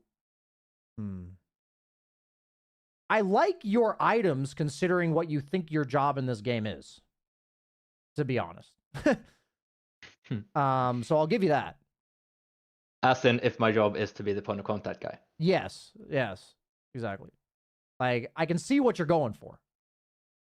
You know, there's usually several different ways that you can accomplish things, but like, I see what you're going for. It's not like way off base or anything. Can I ask you about this Shiva's purchase that I'm going for now? Sure. Because I remember I was pinging it, and then Pudge pinged that he had already got the Shivas. And I ended up getting it anyway because I thought, you know, we might not always be together. It's still a nice item for me. Still nice to get some armor. Still nice if one of us dies to still have the aura, still have everything. But like, just in general, can it be motivated to get 2 Shivas on one team? Yeah, Shivas is much more about the active than it is about the aura. So it's one of the few aura items that you can buy 2 of. Do you know why you both have a Shivas? Why we both do? Speaking? Yeah. As in what the motivation is for getting Shivas in the first place? Nah, it's interesting. I'm just curious, like, why do you think it resulted in both of you having Shivas? I'd already bought the Veil when he pinged that he had Shivas. And I hadn't been checking his items. I think, I tried to check both my teammates and my enemies' items. I know that's a good thing to do, but it's still something I'm improving at. So I didn't keep a close eye on exactly what he was going. So I had already like sunk half of the cost into the Shivas at that point. And you know, it is a nice item on Necro, so I just ended up committing to it. Yeah, I see what you're saying logistically in the game. I'm trying to draw attention to something, and I like hearing your thoughts about where your brain goes, so it helps me understand you better. Your heroes fill very similar roles in the game. So, simply put, you're likely going to buy similar items. Like, that's what I was trying to draw attention to. That's why you ended up with 2 Shivas. Because both of your heroes don't mind being counter initiators, and they both don't mind being points of contact. So, it just means that you're more likely to run into that problem. And I'm trying to draw attention to that if you start categorizing heroes with point of contact, you'll know which teammate to be more attentive to of overlapping items. That's what I was trying to draw attention to. Does that make sense? I get that. Yeah, it makes sense. Yeah. But just in general then, because we talked about having 2 Shivas in general, right? And I remember earlier you said that you would go Blink Shivas. BKB Blink Shivas. Yeah. Would you not go Shivas if you saw that Pudge was getting it? I mean, the problem with Necro is when you're blinking, like, what else do you do? Like, other than buy a Shivas? Like, I'm just looking at what item makes you impactful when you blink in? Yeah, good question. Guess hard ags or something just for damage? Maybe, yeah. Like, for me, Shiva's the only clear item.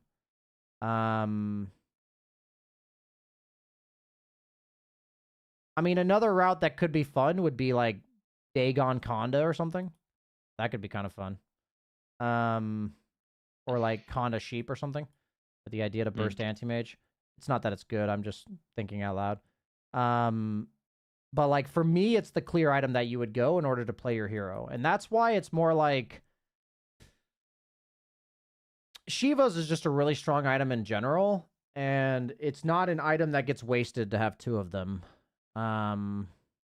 It's one of the least costly double aura items. Like, AC, for instance, the second one just literally doesn't do anything. But with Shivas, you have the active. You're not always right next to each other. So, yeah. AC is meant to be where you're all next to each other and you're buffing people. So Shivas is not like that. Shivas is a lot about people who are like blinking in and causing havoc and stuff like this. So oftentimes Shivas is naturally an item that you're not exactly near your team when you're using it. So yeah, does that make sense? Yeah, it makes sense. Okay. I just realized I never got a blink this game at all. Yeah.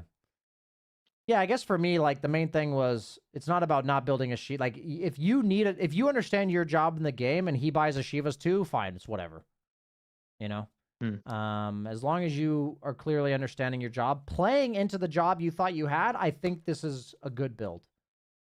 But the unnecessary deaths you had in the mid game were due to you thinking this is your job, and it's really hard for your hero to do this job in the game that you're currently playing. So all the times where you were putting yourself in point of contact, that's when you were getting your TP canceled places, so you weren't fixing lanes well enough. And then it was also when you got killed unnecessarily up here. I think this death was like the most understandable. Like this was a very nuanced one, the one that you were pushing in the early game. Yeah, I remember. Yeah, that one was very nuanced. I think that one's a tough one to avoid because I mean you're gonna have those deaths if you're trying to get better at the game. That's my summary of this game. We have like 15 minutes left. I'm happy to go through another game. Let's. I mean, I don't have like a clear selection then because I had a game in mind. One, yeah. But I wanted to. That one was a loss where I thought, I thought I could have won it, but I ended up losing it. I don't have any other games like that because it is Christmas time, so I haven't been playing that much in the last week. But I would love your thoughts on this one as well. Sure. Because I do end up dying 5 times. This is another game we won, but I do end up dying 5 times, and I feel like I shouldn't have. What hero are you in this one? Elsie. Okay. Very interesting point of contact hero discussion here. I figured it might be.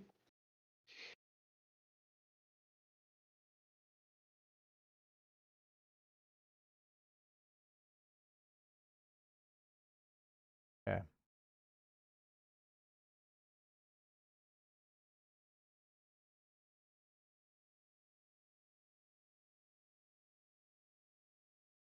In team fights in this game, who's the point of contact? On my team? Yeah. DP, I would say. Nice. I was actually really hoping you wouldn't say yourself, so that's you passed. They don't really have reliable ways to burst DP until like super late game with Anti-Mage. So I'd be fine if he gets initiated onto, and it's also like really scary to go in team fights because they have Silencer Undying. Like really strong counter initiation. And Viper is not really an appeasing target. But like on the map, you can be point of contact with Puck and Anti-Mage in the game.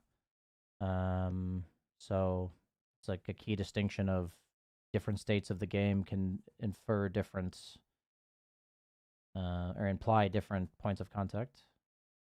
Okay, you fly yourself a mango. Yeah, I think just because I'm facing Anti-Mage, yeah, no, it's a strong adjustment, yeah. Good. Silencer's annoying as fuck. Okay. Yeah, I can see your laning's pretty good. You clearly adjust very well to situations. Like your item build on and Necro showed me that. Like it was a creative item build, so.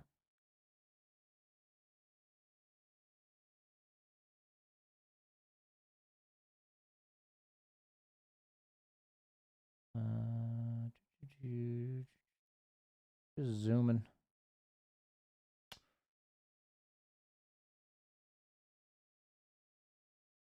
Okay.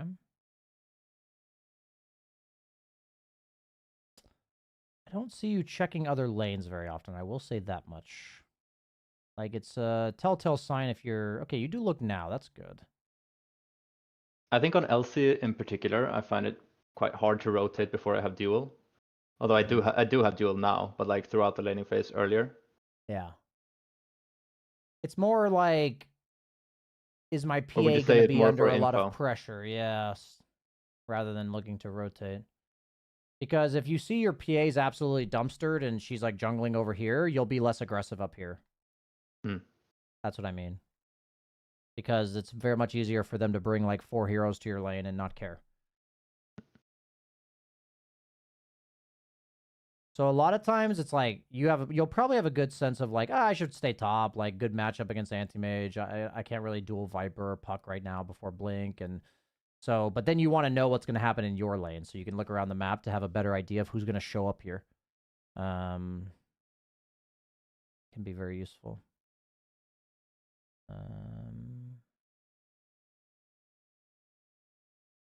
Okay.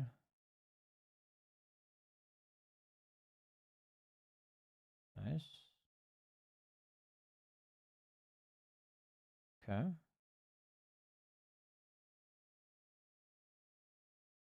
Pretty chaotic game. On their team, who would you say the point of contact is? Is it Undying or Viper, ideally? It's Viper or Puck, I'd say. I think, unless it's Viper support. Nah, it's Viper or Puck, yeah. Puck to initiate, Viper to counter initiate. Or to get initiated onto.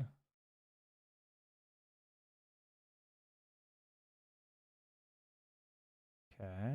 Anti-Mage thinks he's the point of contact.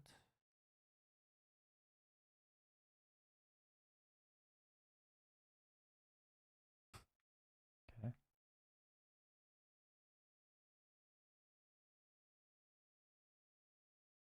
Okay. That worked out better than I anticipated. Okay, so we've got Blink.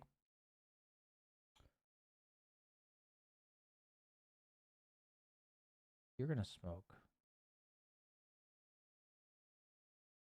Yeah, I tend to do that when I get, like, for a Blink reveal in general, whether I'm playing like Axe or LC or Earthshaker or Darkseer. I don't know if it's always a good thing, but I just figured, makes it easier sort of to get that initial pick off. Okay, with this Blink, are you trying to team fight them or pick them off? I'm trying to pick them off. Okay. I would say. What are you doing right now? Is this team fighting or picking off? This is team fighting. I think the reason I go mid here is that just in general, I would expect an enemy hero to show up to mid to a larger degree. But at the same time, I feel like it's probably safer and easier to get pickoff specifically on the side lanes, just because of that fact. That there tends to be more heroes mid, and it's easier to rotate from side lanes to mid in general. Yeah, and who's your target on their team if you could choose? If I could choose, probably AM or Puck. Yeah, AM for sure, because he can't dodge your shit. Puck, you might miss. It's like good if you get Puck, but honestly, it's tough if he has any reaction time.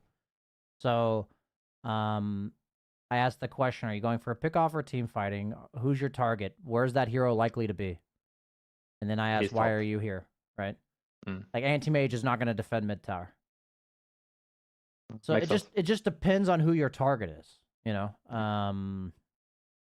That's Would you say though in this game, because AM's had a rough game up until this point. I don't know if he has Battle Fury yet. Maybe he does, maybe he doesn't. But he died a bunch, right? And he didn't have a good time in lane. So would you say that puts a higher priority of trying to catch like Puck or Viper, for instance, if I'm with my team? Because Viper's had a good game so far, I think. For me on Legion, I'm going to feed on whoever's giving me kills.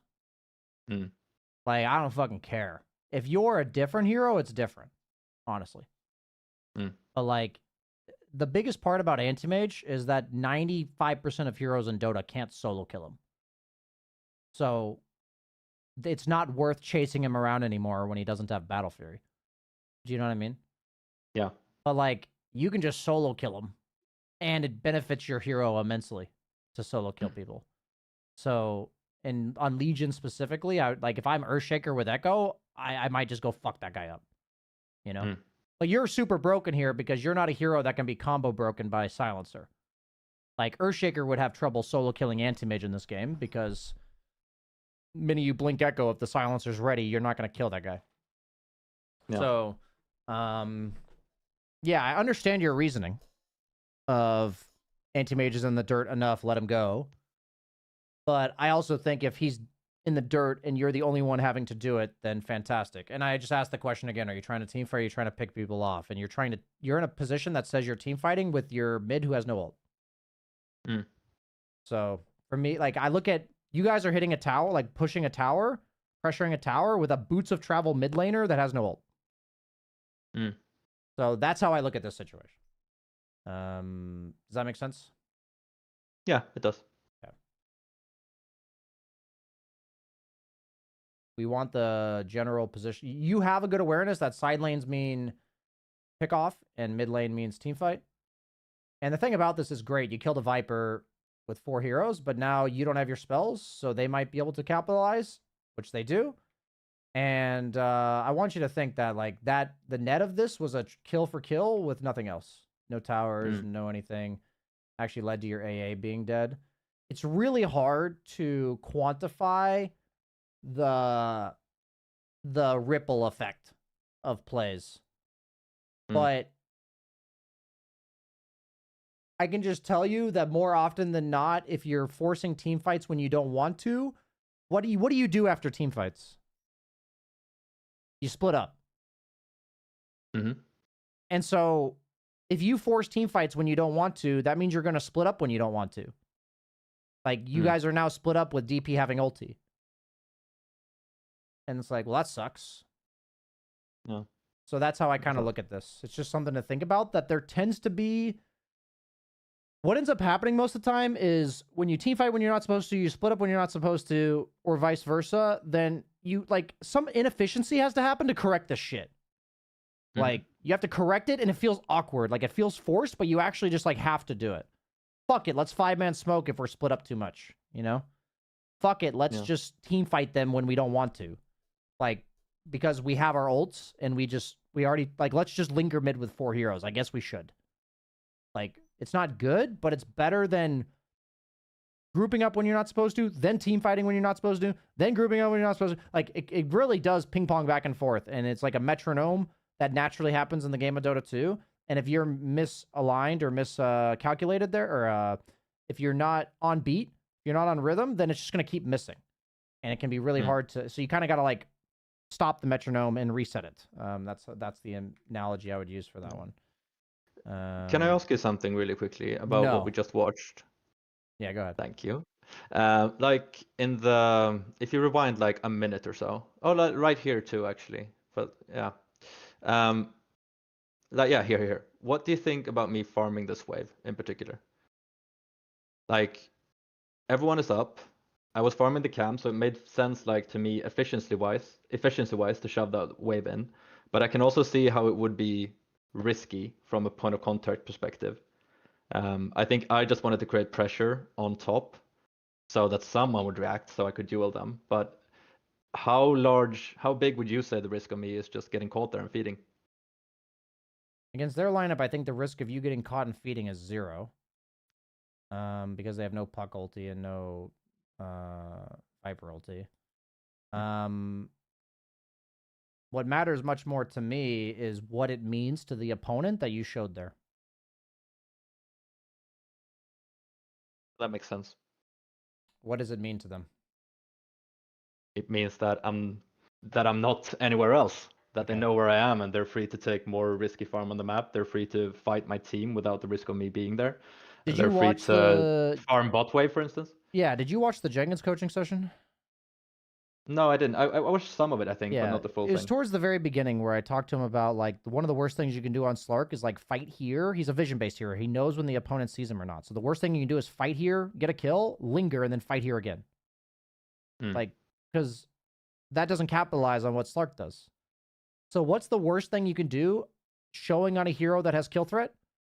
Stay in that area. So you would either TP mid to your team, TP bottom here, or go through portal. And that would be you acknowledging the impact of you showing on this wave here. I think it's absolutely correct you show on the wave, because somebody needs to push that. But you need to give credit where credit's due. Your hero's a huge off-map threat, and you give them so much information by showing. And it's not that you should never show, you just need to understand what that means when you do. You know what I mean? I need to rotate after I show, basically. Yeah, so like, go straight through the gate right here and camp this bottom lane with a TP ready to happen here. You're going to pick off the anti-mage if he goes by himself. You're ready to save the DP if she gets caught. You know?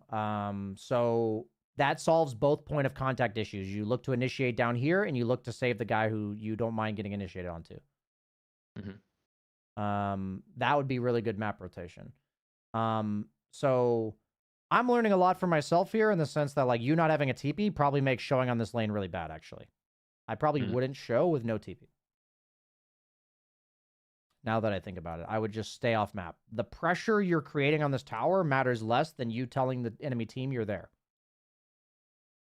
So you could just be farming ancients, getting the same amount of gold. So yeah, the only time you can do this without caring about that nature is you don't have ult.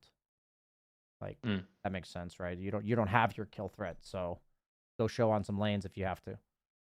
But yeah, it's the same as I had an Ursa that was consistently hitting buildings, and I'm like, dude, stay off map. You're so strong. You're so scary. Like, if I see Ursa showing, I feel much better to go kill his teammates. But if Ursa's missing and I'm like some melee guy and I go on his teammates and he's behind him, I'd fucking die instantly. Same with Legion, right?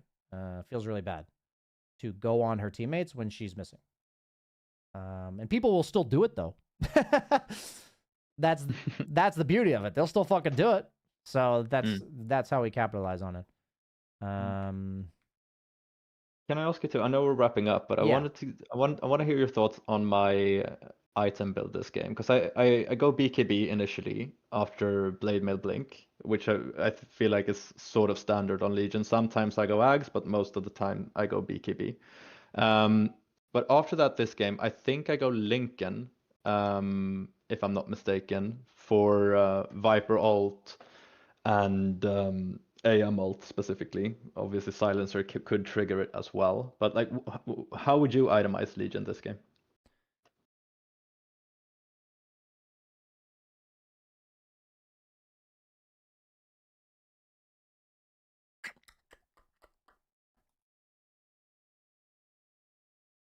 I would probably go Ags over BKB.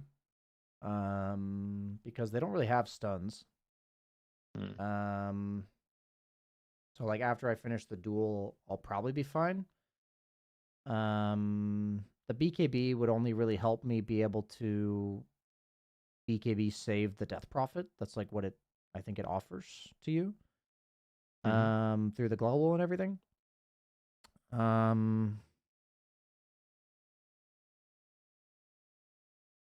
As in, we get global, I BKB, and I press save the the attack death profit, DP. and then ult somebody. Yeah, that's what I think BKB offers you here over Ags. Because you're point of contact, but you don't need to be the guy getting initiated onto. So with that in mind, when they have a bunch of mobile shits on their team, and you need to see them before they see you, what item do you go? But I need to see them before they see me? Yeah, and they're a bunch of mobile shits, so they can jump you too. Like, they have anti-mage puck. What item lets you see them, but they don't see you? Oh, Shadowblade. Hey! Yeah. So I would probably go, like, Ags, like Blade Mail, Blink, Ags, and then probably Shadowblade, to be honest. Or I'd probably go, like, Shadowblade, Satanic, because Satanic would help me at all stages of the game, but it also helps me save my death profit. And then my last item would probably be a Lincoln's Breaker. Like Nullifier or something. Yeah, whatever makes most sense at that time. You can consider Wind Waker 5th or 6th item as well, because it breaks Lincoln's and it gets you out of puck coil. So, yeah, any Lincoln's Breaker that makes sense once you get to that stage in the game. Makes sense. Because puck and anti-mage should inevitably buy one, yeah. So, I would actually go, I said Blade Mail, Blink, Ags, Shadowblade.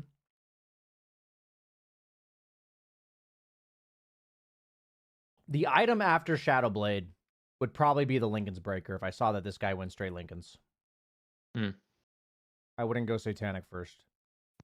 I would say with their heroes, it's more my job to kill Anti-Mage than it is to save Death Profit. That's what I would say. I feel like against Anti-Mage specifically, though, it can be quite tricky when it gets Lincoln, because he does have some time to react, even if I were to apply my Lincoln's, blink in, apply Lincoln's Breaker, and then hit Duel. That still gives him like a split second to react, no? To blink out. Do you have Quick Cast or no? Not on LC, I don't.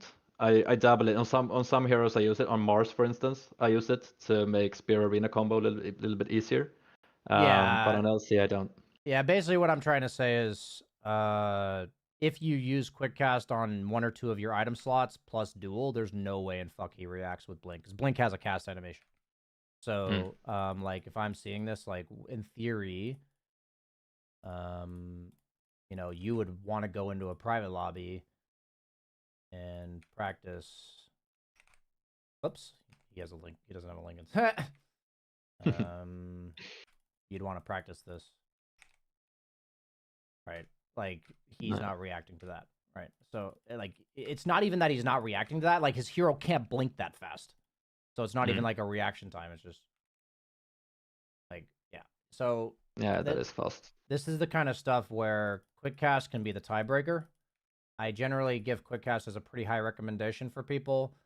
In general, or some item slots? I purposely have these 2 slots on Quick Cast. That's my in general throughout all heroes. Yeah. Like, so I just used to using these items on Quick Cast, like whatever they are and whatever hero I'm playing.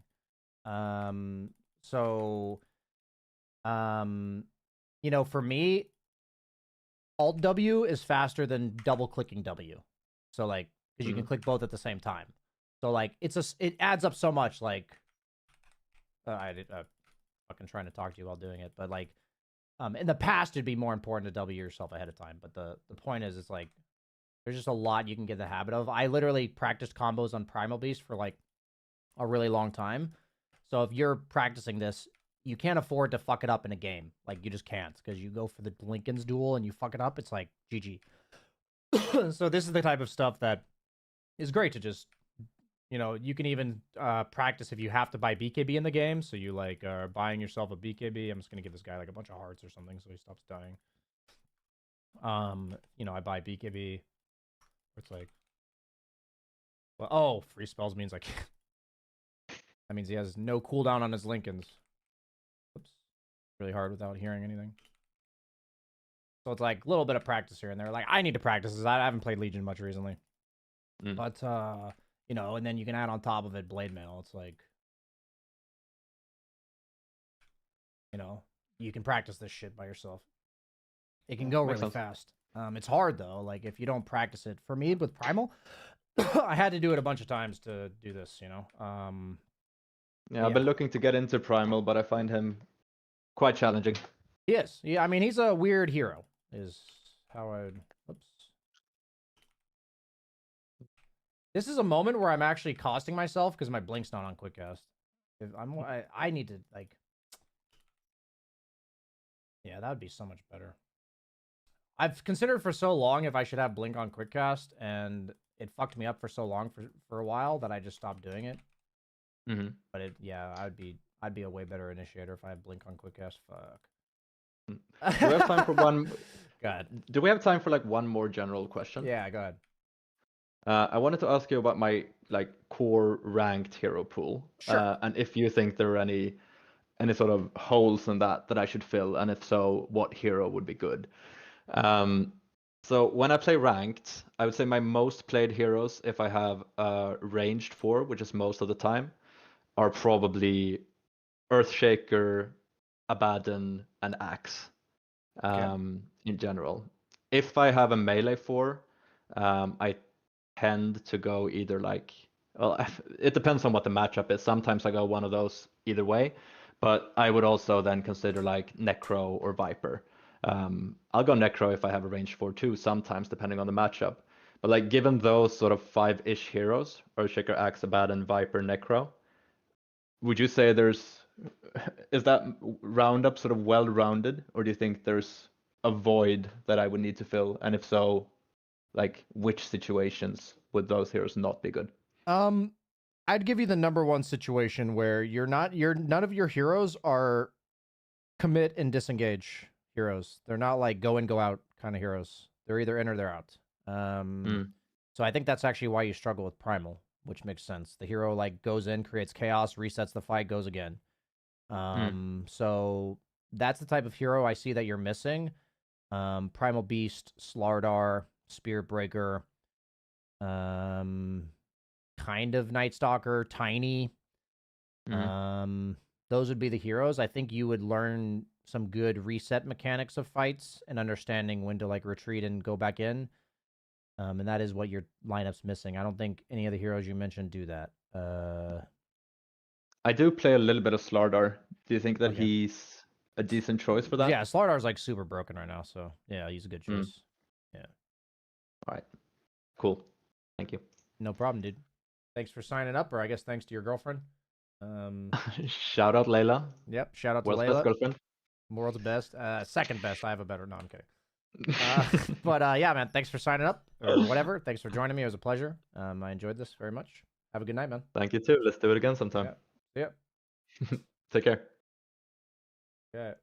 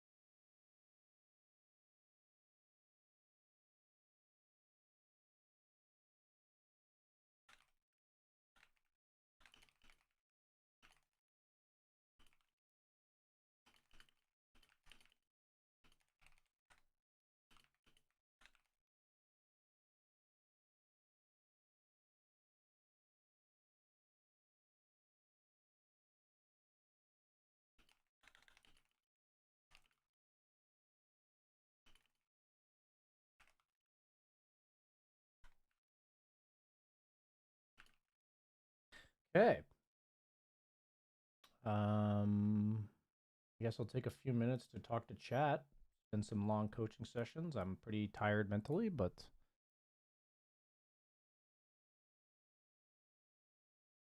I meet that guy in my games, we're gonna have a good time. You should totally join game nights.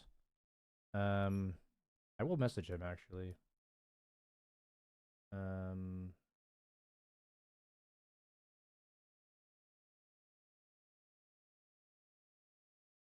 Oops.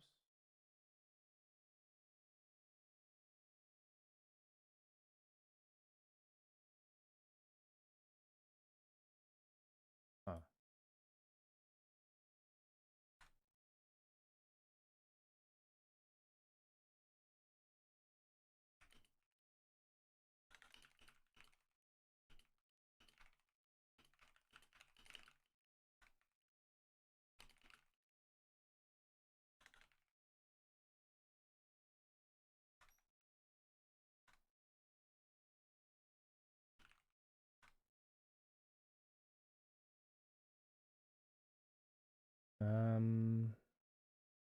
Ah.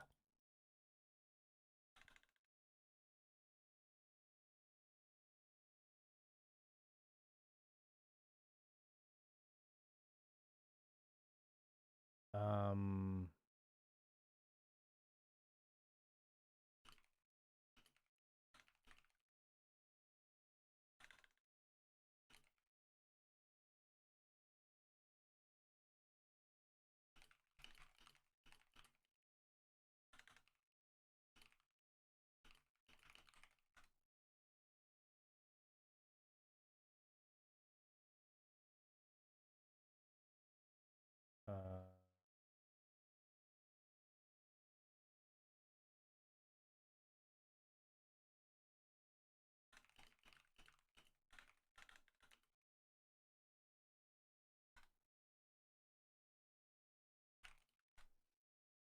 Why is Lycan a hero to worry about?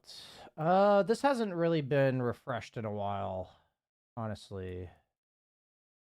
Oops. The heroes I would worry about in the current meta are Windranger, Timber Saw. I guess it's gonna be all the heroes I have banned. I don't think Nature's needs to be worried about. I think Windranger and Timber Saw are all I need to worry about for now. Actually, maybe Slardar.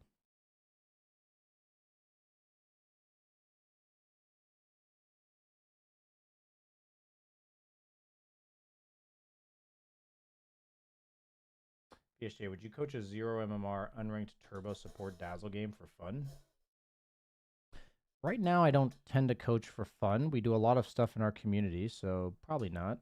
I mean, I guess I'd just say no. Do you think point of contact alone is enough to answer item builds on most heroes? I think it can be a significant step in the right direction. It might be the single most impactful thing to help you buy items. It wouldn't fix the problem by itself, though. Would you agree Kez is better than PA? It seems like on average, yeah. I've seen that Tide can be busted, but I haven't seen it. Like, I haven't had it in my games. I've played like 5 games this patch, and I haven't felt it. What do you think about Arc Warden? You just don't see the hero very much. I don't play him, really. How do you recover farm when you are stuck on the high ground in a losing match? A lot of times you need to ask yourself, where is the opponent trying to play? If it's near your base, you need to go to the opposite side of the map. So there's some moment in the game where you could have advanced and like ninja'd on their side of the map, and instead you went backwards and retreated. So there was some moment in the game where you could have done that.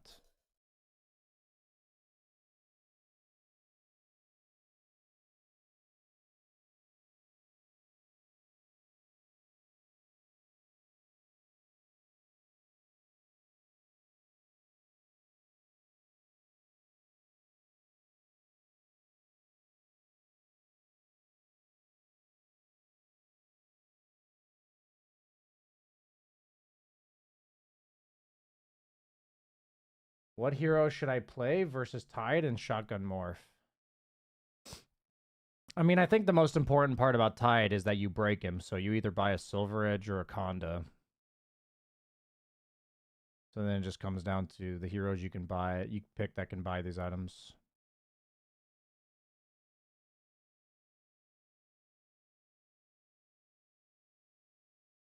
I'm pretty exhausted at this point, guys. My brain's pretty fried. We're going to wrap up the video for now. Or the stream for now. Let me look at my calendar. I think I'm done for the week. Yeah, I am done for the week. Because I'm taking Christmas Eve and Christmas off. So I'd like to just thank everyone for joining today. And I'd also like to wish you guys a Merry Christmas. I hope you all have a wonderful Christmas with your family. Or your family, friends, loved ones, whatever you may be doing. I am personally going to a Christmas Eve dinner with Shiver Owen and a few other people. So I'm very much looking forward to my Christmas. I hope you guys all have a Merry Christmas as well. So thanks for watching, everybody. Happy holidays. See you guys.